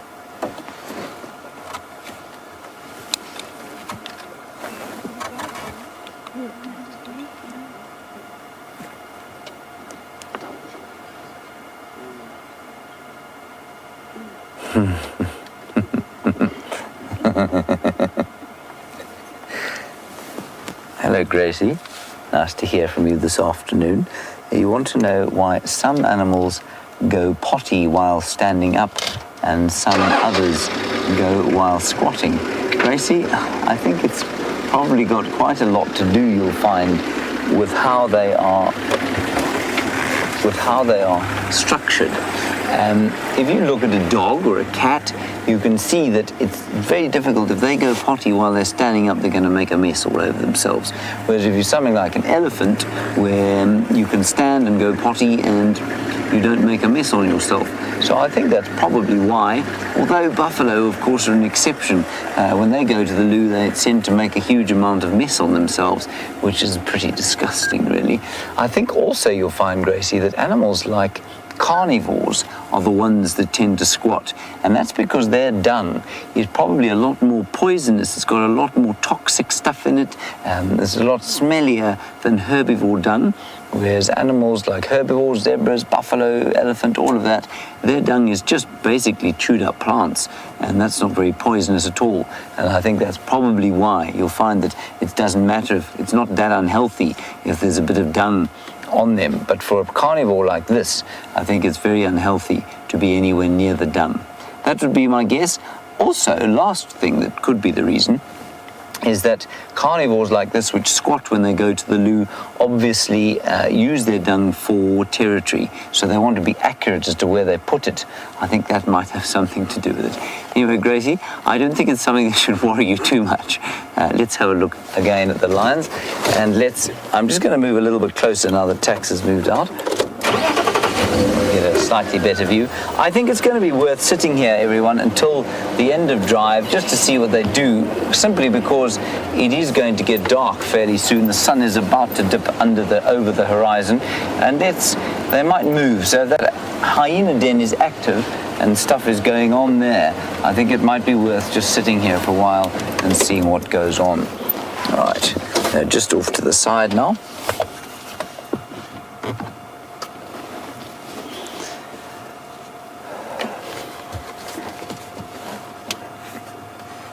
And Deborah, armchair traveller, you're very pleased to see the lions, but you hope that they stay away from the zebra for a bit. Deborah, I think that they are nowhere near where Dave and my special little godchild was born the other day, and so I don't think that they're likely to have any effect on those zebra that we saw the other day, which is a relief. Let's try and identify our 4 Mkuhuma lionesses. Only 4 here, 1 missing. Not sure where she is. She was the one with the slightly slanty eyes that was with that with that Birmingham boy the other day. So Dave, yeah, there we go. That's the sub-adult. I think absolutely no spotties on the nose. Completely spot-free pink nose. Well, 1 or 2 little spots, but not much. And the one next to her is completely black on the nose, so she's the oldest one. Then we've got the semi-spotted nose one there, to the left there, Dave. There we go. And then that must be amber eyes at the far end over there. Right, Jamie has got some elephants feeding into the sunset. Wonderful sighting. We'll wait here with the lions.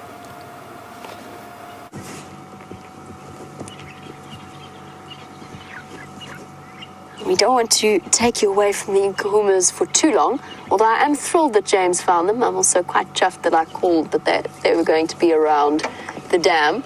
on Buffelshoek Dam, but we just have to show you this stunning view of the elephants in the sunset.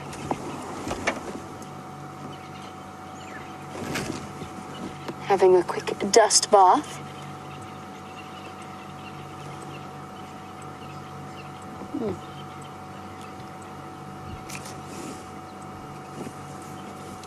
Doesn't even really need narration, this.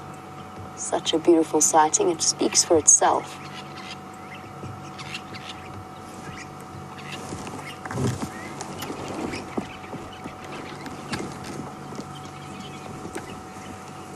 A full breeding herd moving through. Look at the dust in that light, with the silhouette of marula trees behind them. One of Africa's most beautiful trees.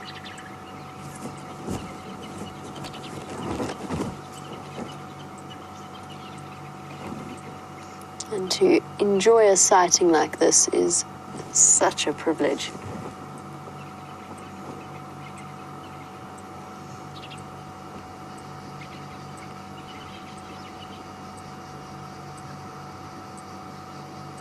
Hornbills calling in the background, starlings chirping away.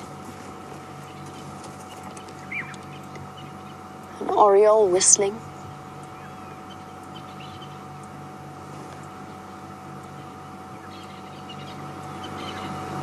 There you go. Let's just have a quick listen to the sounds of the evening.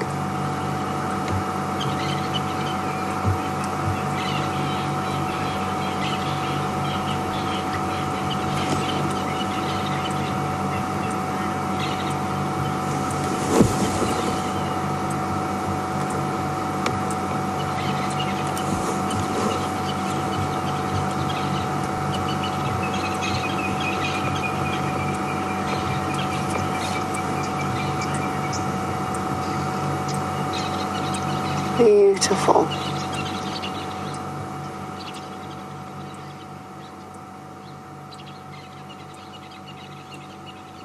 The sounds you were listening to, buffalo weavers, also particularly vocal. They like to nest around our repeater and around the fever trees outside the camp. That's the constant chirping. You would also have heard the hornbills, hook, hook, hook, hook, hook, hook, hook, hook, and the call of a crested francolin as well. And then that little whistle was the black-headed oriole.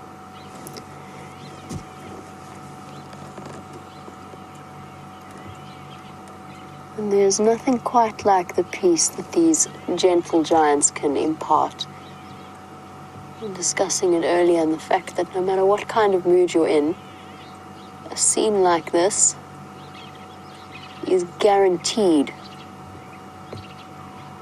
to improve it.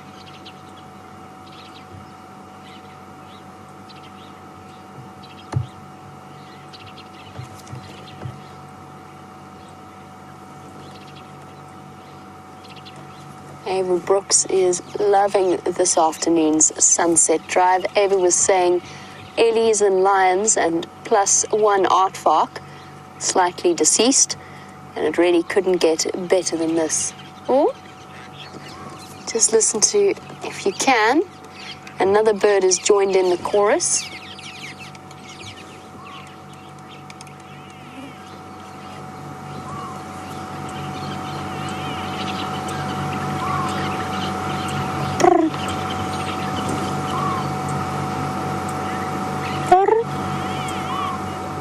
Quiz time.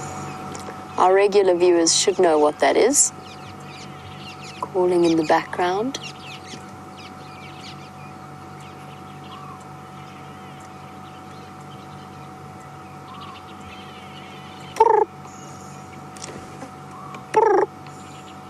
What little bird has joined our particular group? I'm putting that forward as a question. And as always, you can send that through to hashtag Safari Live on Twitter, or you can email through to questions@wildearth.tv. And it should be a relatively easy one. I'm pretty sure most of you will, or most of our regular viewers will get that very quickly.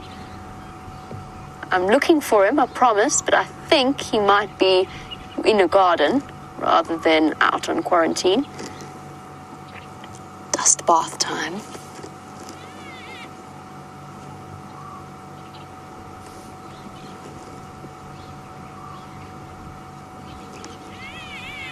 Little one, run, run, run, run, run, run, run. Is it exciting? Is it so exciting? Running to the safety of mom or granny or auntie. The wonderful thing about being a baby elephant in a herd like this is that everybody loves you. It's like a little precocious child. The whole herd is geared towards the youngsters.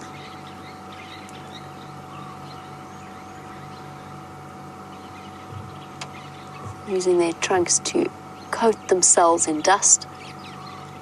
I think it just feels nice, to be completely honest. They really do enjoy doing that.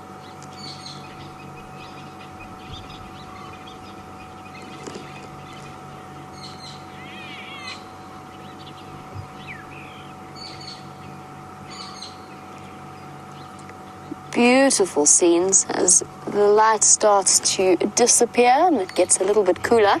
There's always the chance that the lions might decide to be up and on the move. And since they do seem to be lifting their heads, let's jump onto the back of James's vehicle and have a look.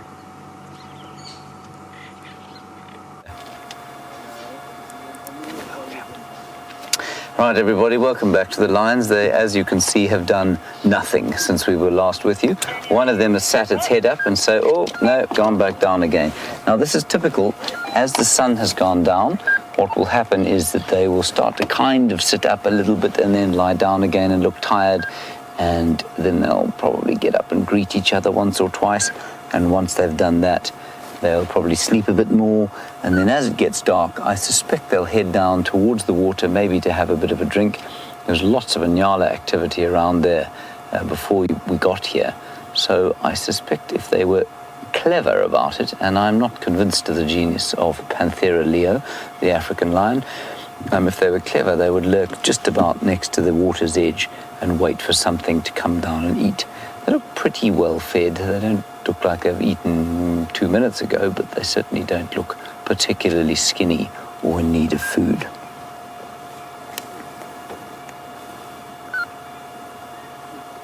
Sounds like the most magnificent elephant sighting you were having there. That's really great. Now, I'd love to know if anybody has any ideas as to where you think perhaps the fifth member of this pride is. I really couldn't tell you at this stage. We haven't heard of her for a while. There hasn't been a lot of activity on Torchwood over the last few days, so maybe she's gone there with that, or except that she split from her consort. Remember, she split from that Birmingham boy and Scott, who found him the other morning, and she had moved away from him. But the last time we saw her, and just a reminder, she's the obviously kind of slanty-eyed one. She's got slightly narrower eyes than the others. And she was calling, making that soft sound, which is it's a call for the rest of the pride. She hasn't found them. Why she hasn't is anyone's guess. They did spend quite a lot of time on Simbambili, which is quite a long way to the west of here, and that's from whence they came this morning.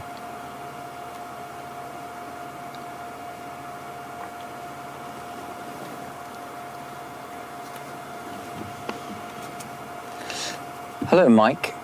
Mike, please remember next time you speak with us, tell us where you're from. It's just so nice to know which part of the world you might be viewing us from. But Mike, a very valid question. Where are all the male lions? Well, Mike, if you have watched The Lion King, and I suspect you probably have, you might be under the impression that a male lion is part of the pride. That, of course, is untrue. A pride consists of the females like this, and the males will normally have a territory that encompasses 2 or more female pride territories. So what that means is that you do not often find the males with the females at all. Quite often, the females are lying on their own like this, or feeding on their own and actually actively avoiding contact with the males. The last time we watched these four with the other one eating a zebra foal, they could hear the Birmingham boys in whose territory they fall, under whose auspices they are, and protection they fall. We heard them calling way to the south of us, and they sort of sat up and looked like this, and then carried on eating. They don't want to share their food with the males. The males steal their food from them. The male lion is a great scavenger out here, and so while there are males around, they're not often with the pride. Now, why don't we see them more often? Well, our traversing area, although not small, it's about 2,400 hectares, and not hectares, 4,000 acres, 1,500 hectares. That for a male lion coalition is tiny. So they will have a territory of probably almost 10 times that, or if not 10 times, probably up to 10,000 hectares. So that would be 24,000 acres. So they will sometimes be here and sometimes they won't. And at the moment, they're not coming a lot onto Djuma where we traverse, simply because they don't need to. There is no pressure on them from the north, from other male coalitions. There's quite a lot of pressure to the west and the east and the south, and so they will spend their time in those areas trying desperately to keep other males away from the area. Up here, there's just no roaring coming out of the north, which means they don't feel the need to try and protect what's going on.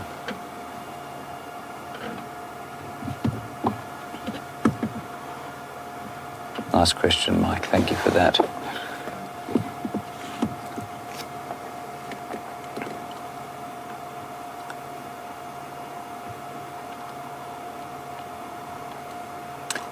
Sarah, you say the lion that sat up and looked at us had a puncture mark under her chin. Sarah, we will definitely try and have a look there if she deigns to wake up and have a look at us as opposed to lie there, which she has, of course, been doing for probably the last 8 or 9 hours. You see them panting a bit. That's the heat. They're not full. They're not skinny, like I say, but they definitely are not full either. So were one of those large nyala to pop down to the water to have a drink, you can be sure that it would be in some trouble. Hello, Mia. You are just 11 years old and you're a budding naturalist and an African wildlife enthusiast, obviously. You want to know how big a lion pride can get. Remember, the collective noun for lion is pride. We use pack for dogs and pride normally for lions, which are the only social cats. Mia, you want to know how big a pride can get? Well, in this area they can get up to 30, but that's very unusual. And normally then the pride will split because it's very difficult to feed 30 people. 30 people. It's very difficult to feed 30 people, but it's even more difficult to feed 30 lions.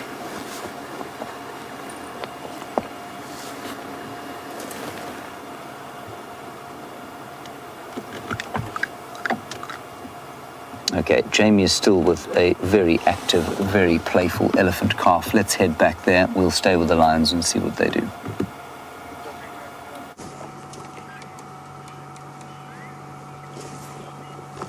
And I'm afraid I've decided to change my plans. I'm not racing off to the hyena den. It's going to get dark very quickly. We just have to enjoy this incredible elephant sighting in the most beautiful setting. And this little boisterous boy has been galloping across quarantine, full of the joys of spring, or summer, late summer, I suppose would be a better term. Happy that the weather's cooled down a little bit. Enjoying the safety of the herd and the nice open space for him to run around. He just tripped over a termite mound just a couple of moments before when you were with James, which is truly entertaining to witness. What are you going to do? Oh! I'm a big fearsome elephant, I am. And I'm going to push this over. Or not. Maybe. Maybe not. No, wait for me, tail out. excitement. We're gonna go to water. I'm thirsty. Thirsty. Come on, guys. I've got so much energy. Too sweet for words. And one tuskless female at the back there, coming into the right of your screen. I'm pretty sure I know this female as well. Well done, Mike and Khada, and many, many others getting the Scops Owl quiz correct as we watch the disappearing bottoms of an elephant herd on its way to water. Yes, you were absolutely right. It was a Scops Owl, fairly easy quiz. That burp, burp sound that we were listening to. Oh, this is going to be beautiful.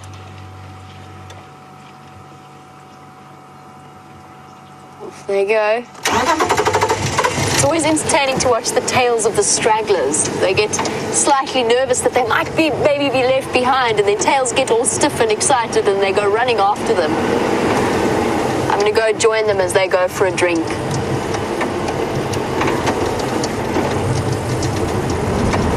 But yes, the Scops owl, a tiny, tiny little owl, only about this big. And when I have a moment, if we have a moment, I will show you a picture, but I don't want to stop just yet. But I'll show, for new viewers, I will show you a picture of the little owl that we were looking at. A little owl that has a permanent expression of disapproval. And oh my word, these ellies are now galloping to the waterhole.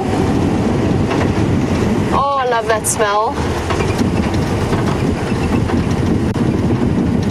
And while I race down towards the dam to get ahead with the ellies, we'll pop back over to the lions briefly and then we'll be back with you shortly.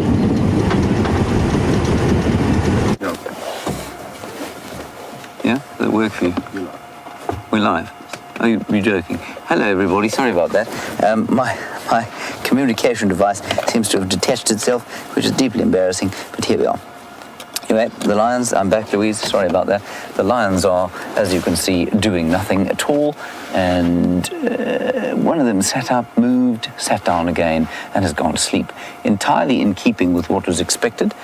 Remember, at this stage of the night, they will be slowly waking up as the temperature drops a little bit, and then they will move about, hopefully down to drink sometime soon. But otherwise, all is quiet. The birds are not singing. And so we're going to stay here. And I believe you're going to join the elephants again shortly to see them have a drink. Margrethe, you want to know about what happens when lions meet leopards. It's not pretty for the leopards, Margrethe.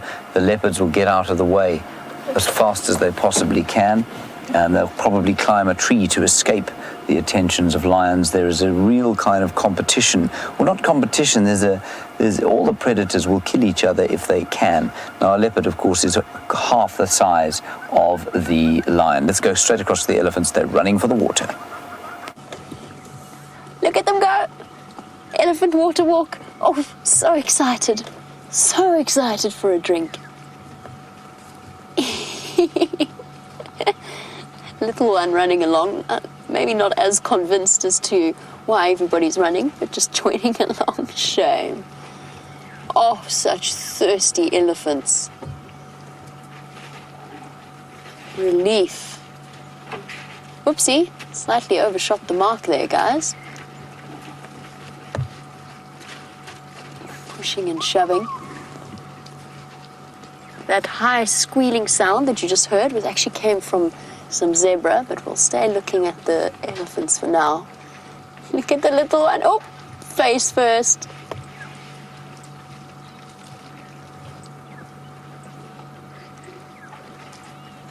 Hello. It's all right. It's all right, little girl. Oh, what a stunning, stunning sighting. Getting shoved out of the way. That's not very nice. Play nicely around the waterhole.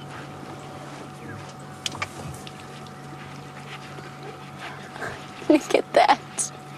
Baby practicing its arabesque in the water. Oh, face full of water. Hey, now you two. one of the elephants just got a bit of a shock. But that baby, face first into the water, that's what's so much fun about them when they're that age. They haven't quite worked out how to use their trunk as a straw. Of course, elephants don't drink through their trunk, but they do use it to transport the water from the dam into their mouths. But the little one hasn't quite mastered that technique, and so is going head first. This is awesome. That's it, little one. That's what that extension on the end of your face is for. Well done. Here we go. The huge female at the back. She's almost certainly the matriarch of this particular herd. She was the one leading the way. And she's going to come up and say hello. Ah, such happy elephants. There's the little boy that was being playful on quarantine. It's not the best spot to have picked for a drink, little one. Oh, she's beautiful. Hello, gorgeous girl. Contented, happy suckling calf with its eyes closed.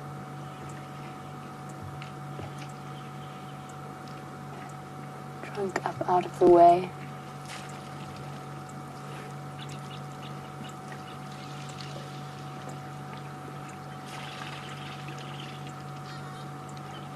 Oh, and all the wisdom of the years. She's not a young elephant. I would say definitely coming up to 40, if not older. You can look at the indentations along her temporal area. Giving us a good sniff.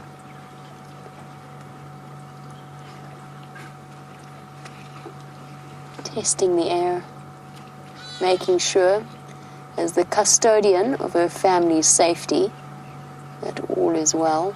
And that incredible instrument that is an elephant's trunk, with dexterous tips, used for anything from drinking to pulling trees down to stroking their youngsters gently. It is the most incredible thing.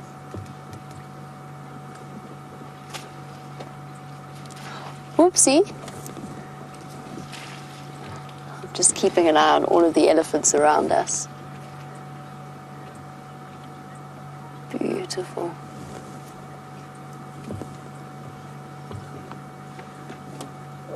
Now, elephants, with all of their complexities,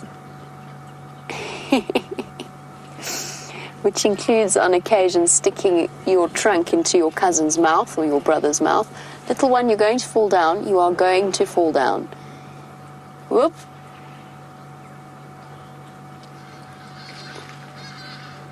Oh, goodness. Oh, goodness. This could end in tears, especially if it gets bumped from behind. Little one, why don't you go to the other side of the dam? That was not your most intelligent approach. All right, big girl.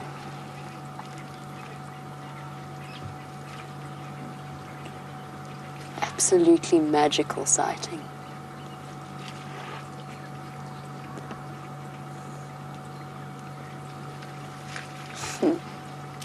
Youngsters slightly better adapted at using their trunks.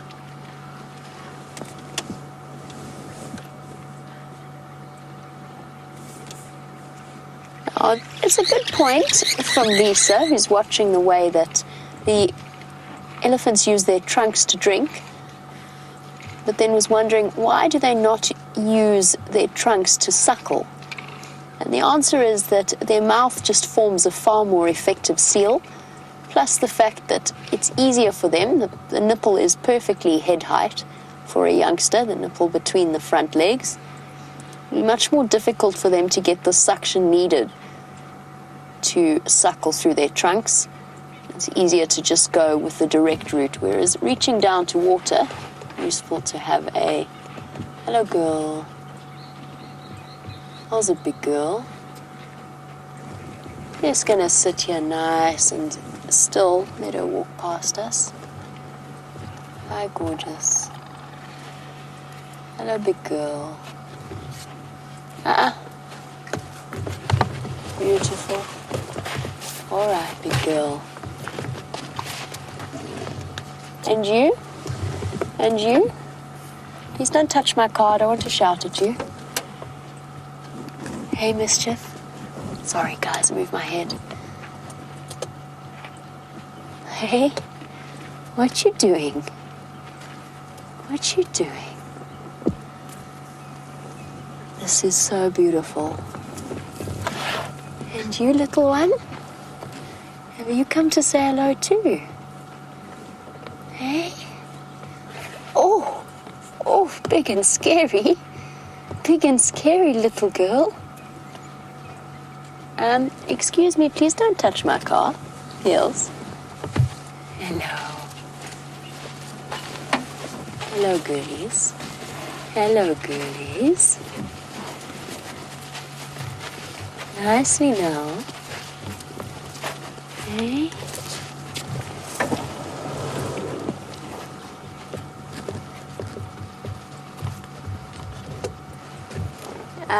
Yes. Mischief. And the last trunkless elephant. That was absolutely stunning. Grinning from ear to ear. I cannot tell you what that feels like. Hey, Gendre? A phenomenal feeling. That was to have them come right close up to us and just surround us in a way that was so incredibly peaceful. All the babies coming up to explore the front of the car. I barely knew where to look. A sighting like that is indescribable. I can't begin to describe it. My heart's actually beating faster, not because at any point did I feel threatened, but just the sheer magic nature of moments like that. Thank you, beautiful elephants. That was really, really kind of you. And that is where you let an animal approach you and decide where they feel comfortable with. And that matriarch stood for a long time assessing us. She had a short drink, and then she came to watch us. And she decided that she was going to lead her family past us. And that was why the rest of them felt so incredibly confident in moving along us and past us. Absolutely magical.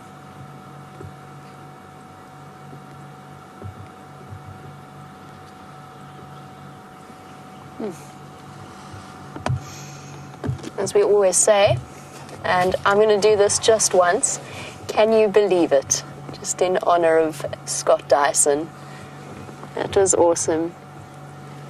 I'm going to send you back over to James. I'm going to leave this elephant herd to wander off into the night, and we'll see what other magical things we can find you.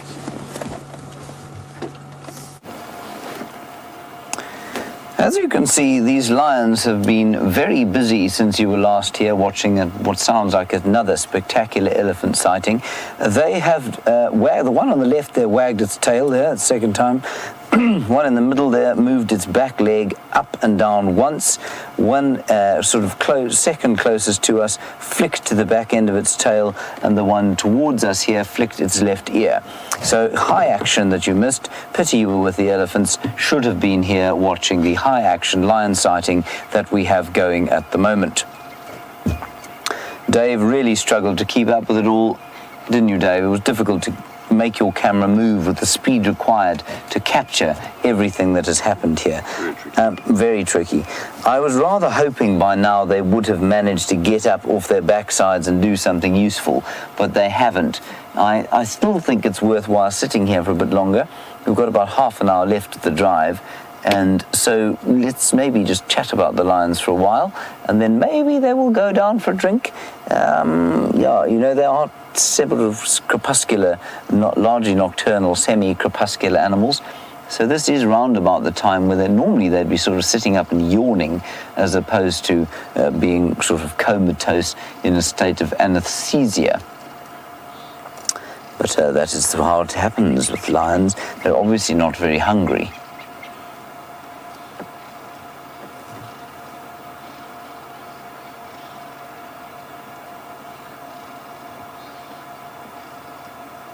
Oh, look at that. Oh, good grief. Hold on to your seats, everyone.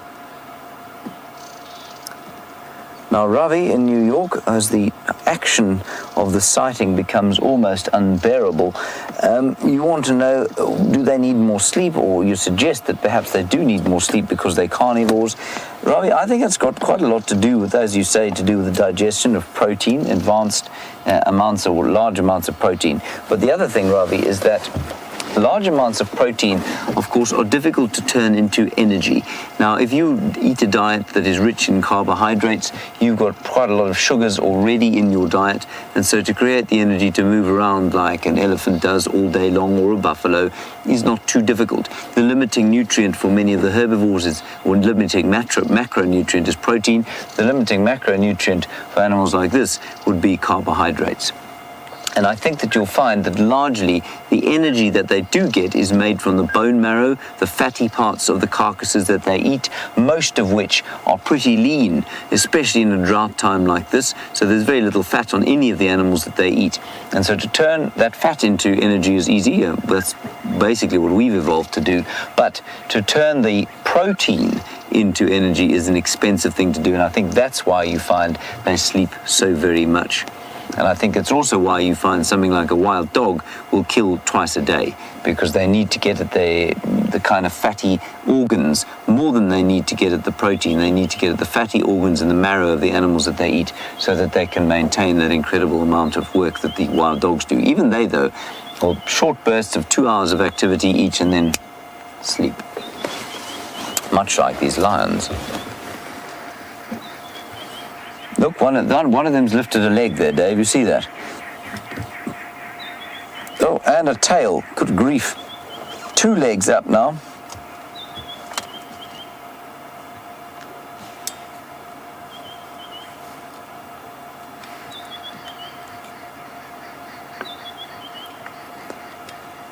So I think a question from Gilly here about the effect of the drought on, say, hypothesizing that if there were some young lions here learning to hunt, and obviously it's an easier time, or perhaps not so obviously, but it is an easier time for them to hunt when there is the drought, because the leaves and trees are more sparsely situated, and so it's kind of, well, it's not necessarily for a stalking predator much easier, but the animals are weaker and so probably easier to catch. Now you say, will that affect young lions learning to hunt in an environment like this when, you know, times of heavier rain and thicker bush and stronger herbivores prevail? Will it be more difficult for them to hunt? Yes, I imagine it probably would be easier, but I don't think to the extent that it would actually make it more difficult for them to hunt. Let me just move this light. Dave, how's that? Is that better? There we go. No, there we go. I thought the light was angled correctly, but it wasn't. So they're now shining.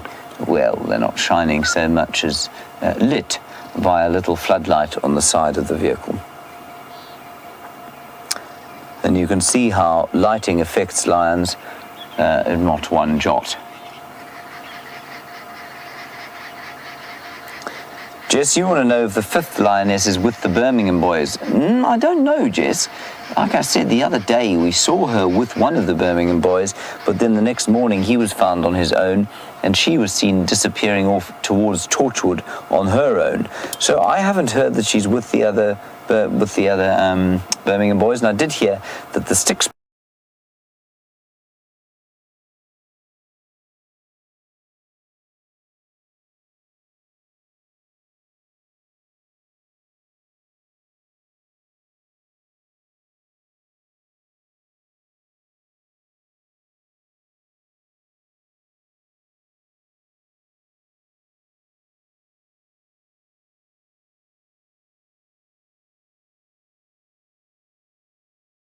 Pride was with 3 of the Birmingham boys today, somewhere around Cheetah Plains. So, yeah, I don't know where this other lioness is.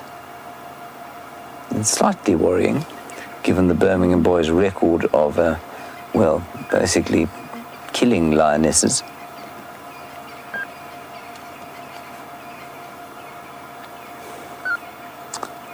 Lots and lots of flies on that fly, which are obviously very active, unlike the lions. Rick Mayer, nice one. You just watched that documentary on YouTube called, I think it's called Blood Brothers or something like that, about the Mapocho. And the Mapocho coalition were a group of male lions that came into this area in the year 2006, 2007. It was just when I started again in the Lowveld for my second stint. And you want to know about how long they lasted. Actually, not very long. They came in as a coalition of 5, one much like these Birmingham boys, actually, one of them much older than the other 4. They killed a lot of lionesses, they killed a lot of lions, and they took over, and they ruled only for about 2.5 years. That's totally normal. It's completely understandable. It's normally only as long as a coalition of lions will last. Only about 2.5 years. Rick, and then they were replaced by the Majingalani, who have managed to maintain actually for much longer than that. It may have been 3 years. There's a little puncture mark there. That looks like a fight mark. And Sarah, you noticed that immediately because you're obviously very astute, and you noticed that puncture mark. I actually saw that the last time we saw this lioness as well. I wonder what it's from. I would suspect quite strongly a claw fighting over food with the other lionesses. I think that's probably what's happened there. Sarah? So those Mapochos were then replaced by the Majingalan coalition. Those Majingalans are still around now, and they've been around, probably 4 years. It's a long time for a male coalition, especially given the number of males in the area. They are being squeezed, though. They're getting old, and they're moving off sort of towards the western sectors of the Kruger of the Sabi Sands, but they're still holding on. Remember that a male lion that lives beyond 10 out here is unusual. 12 is amazing, 14 is astounding, and the 16-year-old Sparta Pride males of Londolozi that died, I think when would it have been? It would have been in late 2003 probably. They were a complete miracle. And while their age cannot be categorically put at 16, the record age that is most accurately measured was of a 16-year-old lion in Etosha. So a 16-year-old lion here, especially the Kruger region, is very old.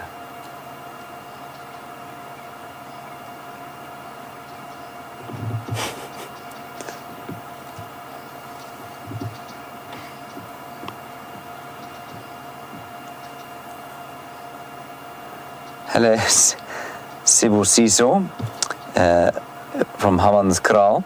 Sibusiso, you want to know, are there any descendants of the Mapocho in the Sabi Sands? Plenty, many lions.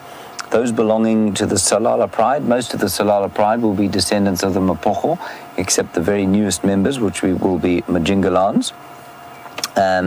What else? I think lots of the Sparta Pride, probably some of the Styx Pride may be related certainly to the Mapocho. Sorry, that was my hand there. Hello.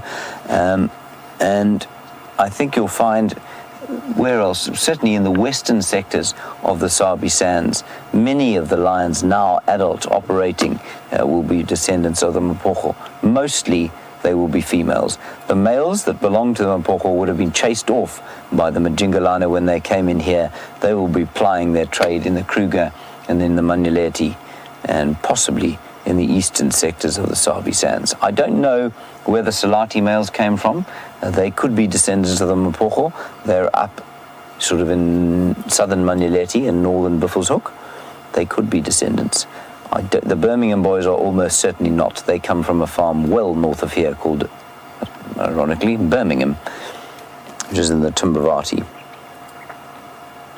Also part of the Greater Kruger National Park.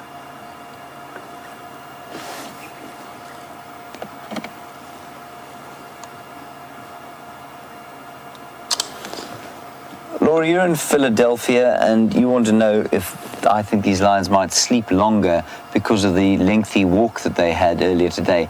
Laura, yes, I think they might, you know. I mean, like I say, it's difficult for them to produce energy. They don't look particularly hungry at the moment, so they may well just be exhausted after their prolonged sojourn of 45 minutes across the reserve, and now they're lying here. Yeah, I didn't think of it like that, Laura, but I think that's quite a good guess. Quite a good thought. That wound is not fatal by any stretch of the imagination. It actually looks like a puncture from a tooth. I think she was bitten. Quite possibly by one of her sisters. Or her mother, or an aunt.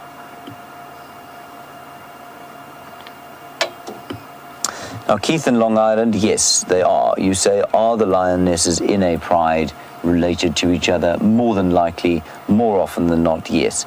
They are sisters, and then the next generation, of course, will be cousins, and the generation after that will be second cousins, and from there, the pride, if it stays together, will become so big that it will split up. And so, yes, these ones will be related to each other. I think the oldest one has got at least 2 daughters within this pride, and the other is probably a sibling of the oldest one. So if you can just figure out how that would work, let's pretend we've got all 5 here, and over the course of their breeding lives, which would be from 2.5, say, to 8 or to 10, they'll produce maybe, say, conservatively 3 litters of cubs each, let's say at a conservative average of 2 each. So that's 3 times 2, which is 6 times 4, which is 24 lions already. If they have one successful kind of generation, or one successful breeding lot, you're going to have 24 lions within this pride, so that already start to split. You can see how quickly a population can grow up when you look at it like that. Of course, probably about 10% of male lions actually make it to adulthood where they take a territory, and probably about maybe 50%, 40 or 50% of females will make it to adulthood.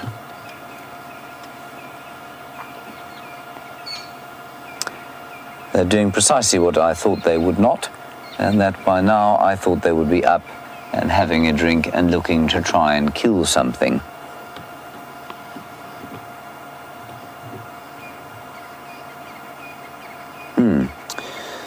Sean Holder, you want to know, you're in Secunda, what my favorite animal is to photograph and why. David, do you take still photos? Not really. Prefer the video. I'm the wrong person to ask, Sean, because I am not a great cameraman.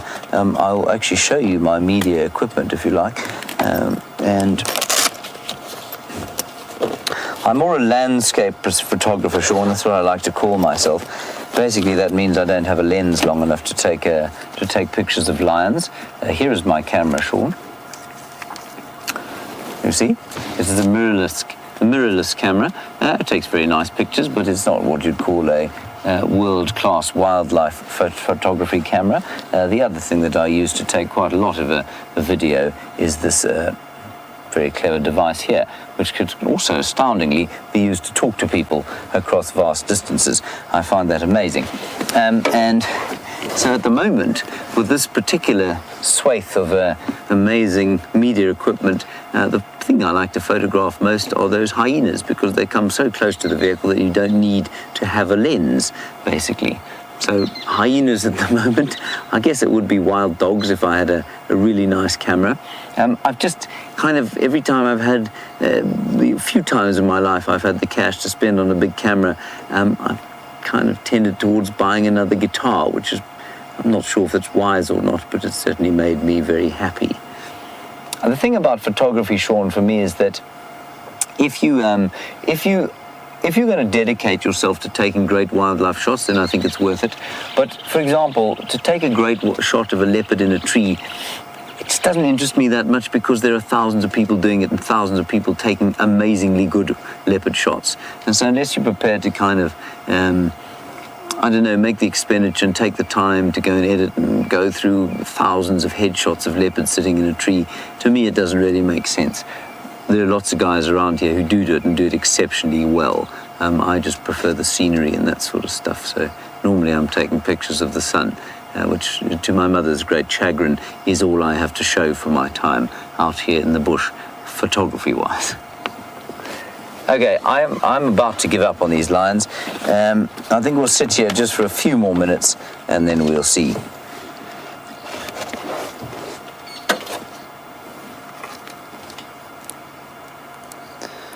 That's interesting. Ravi, very nice question. You want to know if I think that lions, because of their, or you say that lions and hyenas seem to have a very similar diet, and why is it therefore that a lion is so tired all the time and a hyena seemingly not? A hyena is able to operate and seemingly be a lot more active. Ravi, I think that your postulation that they are, that the hyenas are getting, or get a lot better. David, did you really take a picture of me taking a terrible picture? That's such a horrible picture. Ravi, I think that you're right. The hyenas get hold of a lot more. They can crush into the bone marrow, suck out the fat, and they also carry less weight. And so I think you find that is indeed why they are more active. Remember, the adults are not, though. It's normally the youngsters that are running around, especially when we see them. The youngsters are often doing all of the activity, and the adults are not doing much at all. Right, I'm now going to take an epic photograph of these lions, which I will then show you, and you will be sore amazed at my photographic skills.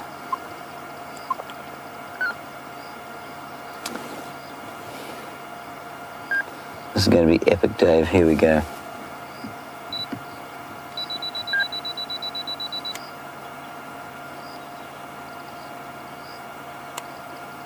Now, Dylan, you're in Iowa. You want to know about the swamp cats of Botswana, and obviously they do a lot of swimming in the water there.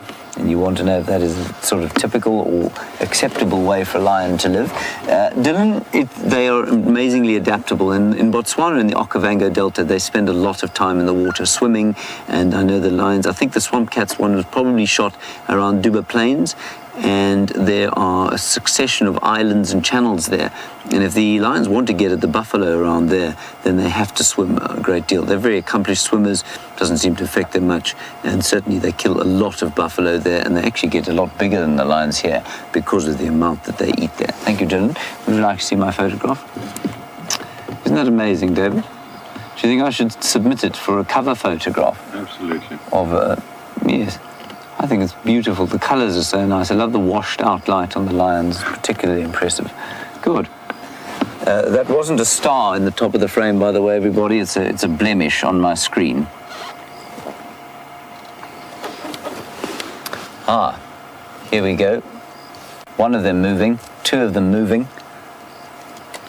Now, Luke, you were out here last week with Brent Leo Smith. He was driving you around, and I think you were privileged enough to witness that incredible lion, at least zebra kill with this pride.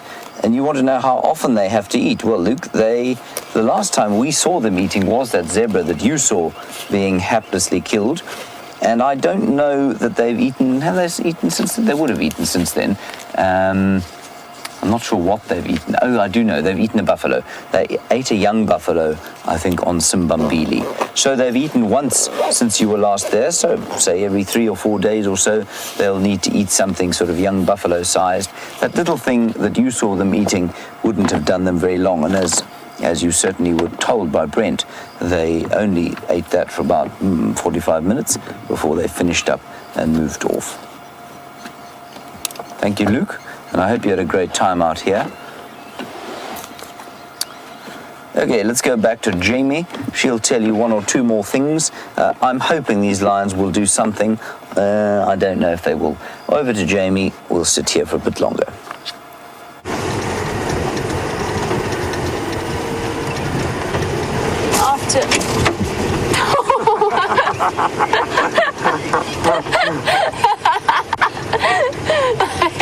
Sorry about that. I drove over a stick that then attempted to kill my passengers. Sorry, Chandra. Sorry, Candace. You're all alive back there. Sometimes when you get them at exactly the right angle. Just to explain who Candace is, by the way, Candace is the very capable manager of Vuyatela and Gallagher. She is, you've met her before, many of the regular viewers, you've encountered her before. And she's our next door neighbor, essentially. So yes, we have taken her on a bit of a drive with us just to show her a bit about what we do and also be able to show her things from our perspective. Right, I mean, completely waylaid by that sudden magical stick sighting. If you get them at the right angle, they really do fling right up.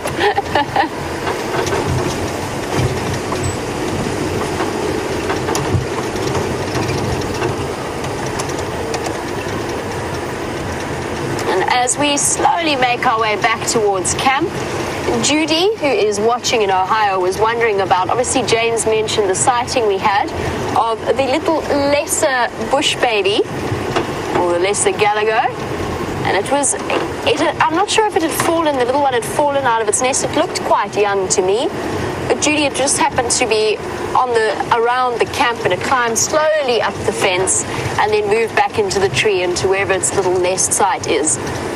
It was just obviously quite surprised and moving quite slowly, I think still asleep. It does occasionally happen that they overbalance and they fall over. Oops, see? Roadblock. Elephant's doing some landscaping. I better dodge the one rock in the Sabi Sands. There we go. But an absolutely magical evening, and a sighting like that with elephants will put me in a good mood for the rest of the week, probably. I'm still grinning from ear to ear about it. When they are peaceful in that way, in that kind of mood, when you can read from their body language that they are quite happy, when they've chosen to approach you, it makes it all the more magical because you get to have a connection to a magical animal like that. And it is a connection. It is very much a coherent, sentient connection. I'm going to say a very quick goodbye. I'm going to say a big thank you to Gendre and to all of you for joining us on the back of the vehicle. And I'm going to send you back across to James for the last few moments of the Sunset Safari. Cheers, everyone. See you tomorrow.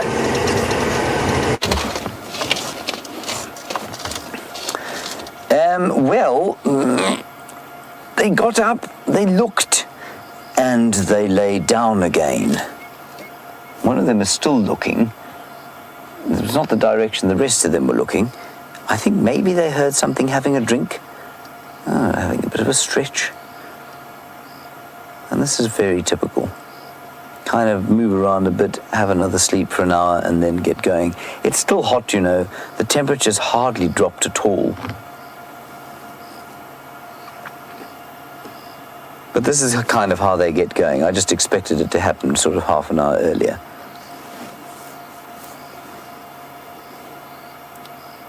Suddenly they all stood up, and then we thought we were into things. David started fluttering with excitement. I lit up all the lights, all the trees around here, the spotlights, and then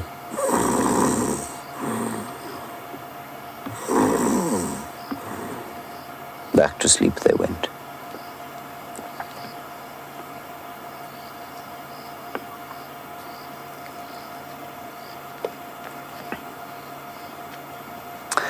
Leslie, thank you for your honest feedback on my photographic skills. You say I should stick with guitars. I couldn't agree more, Leslie. Thank you very much for that. It's always good to get some, some honest feedback. One doesn't ever want to go into life with the impression that you're better at something than you actually are. That lioness is still tired and therefore yawning. Good grief, could you at least keep your eyes open while we look at you?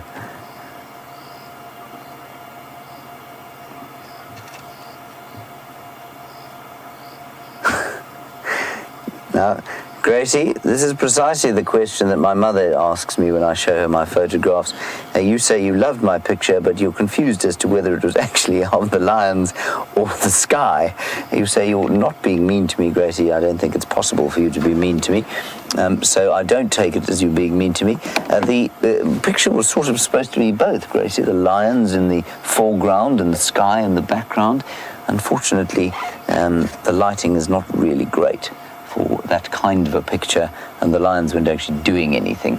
So you need to really, if you've got a really fancy camera like that, like I don't have, Gracie, and you've got nice lighting and you've got lots of time and the lions are sitting up, you can get a picture of, say, the lions sitting in the foreground, and then you can get the stars in the background, and that would be a really nice picture.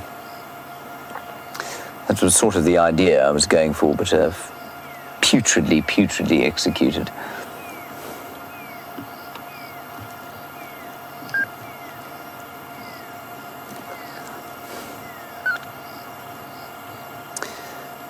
Really high action now, cleaning of the face before perhaps either having another sleep or getting up.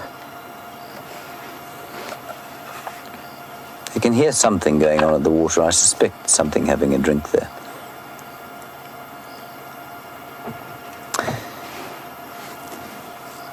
Right, well that's, I'm afraid, pretty much it from us, everybody. We're going to make our way slowly home from here.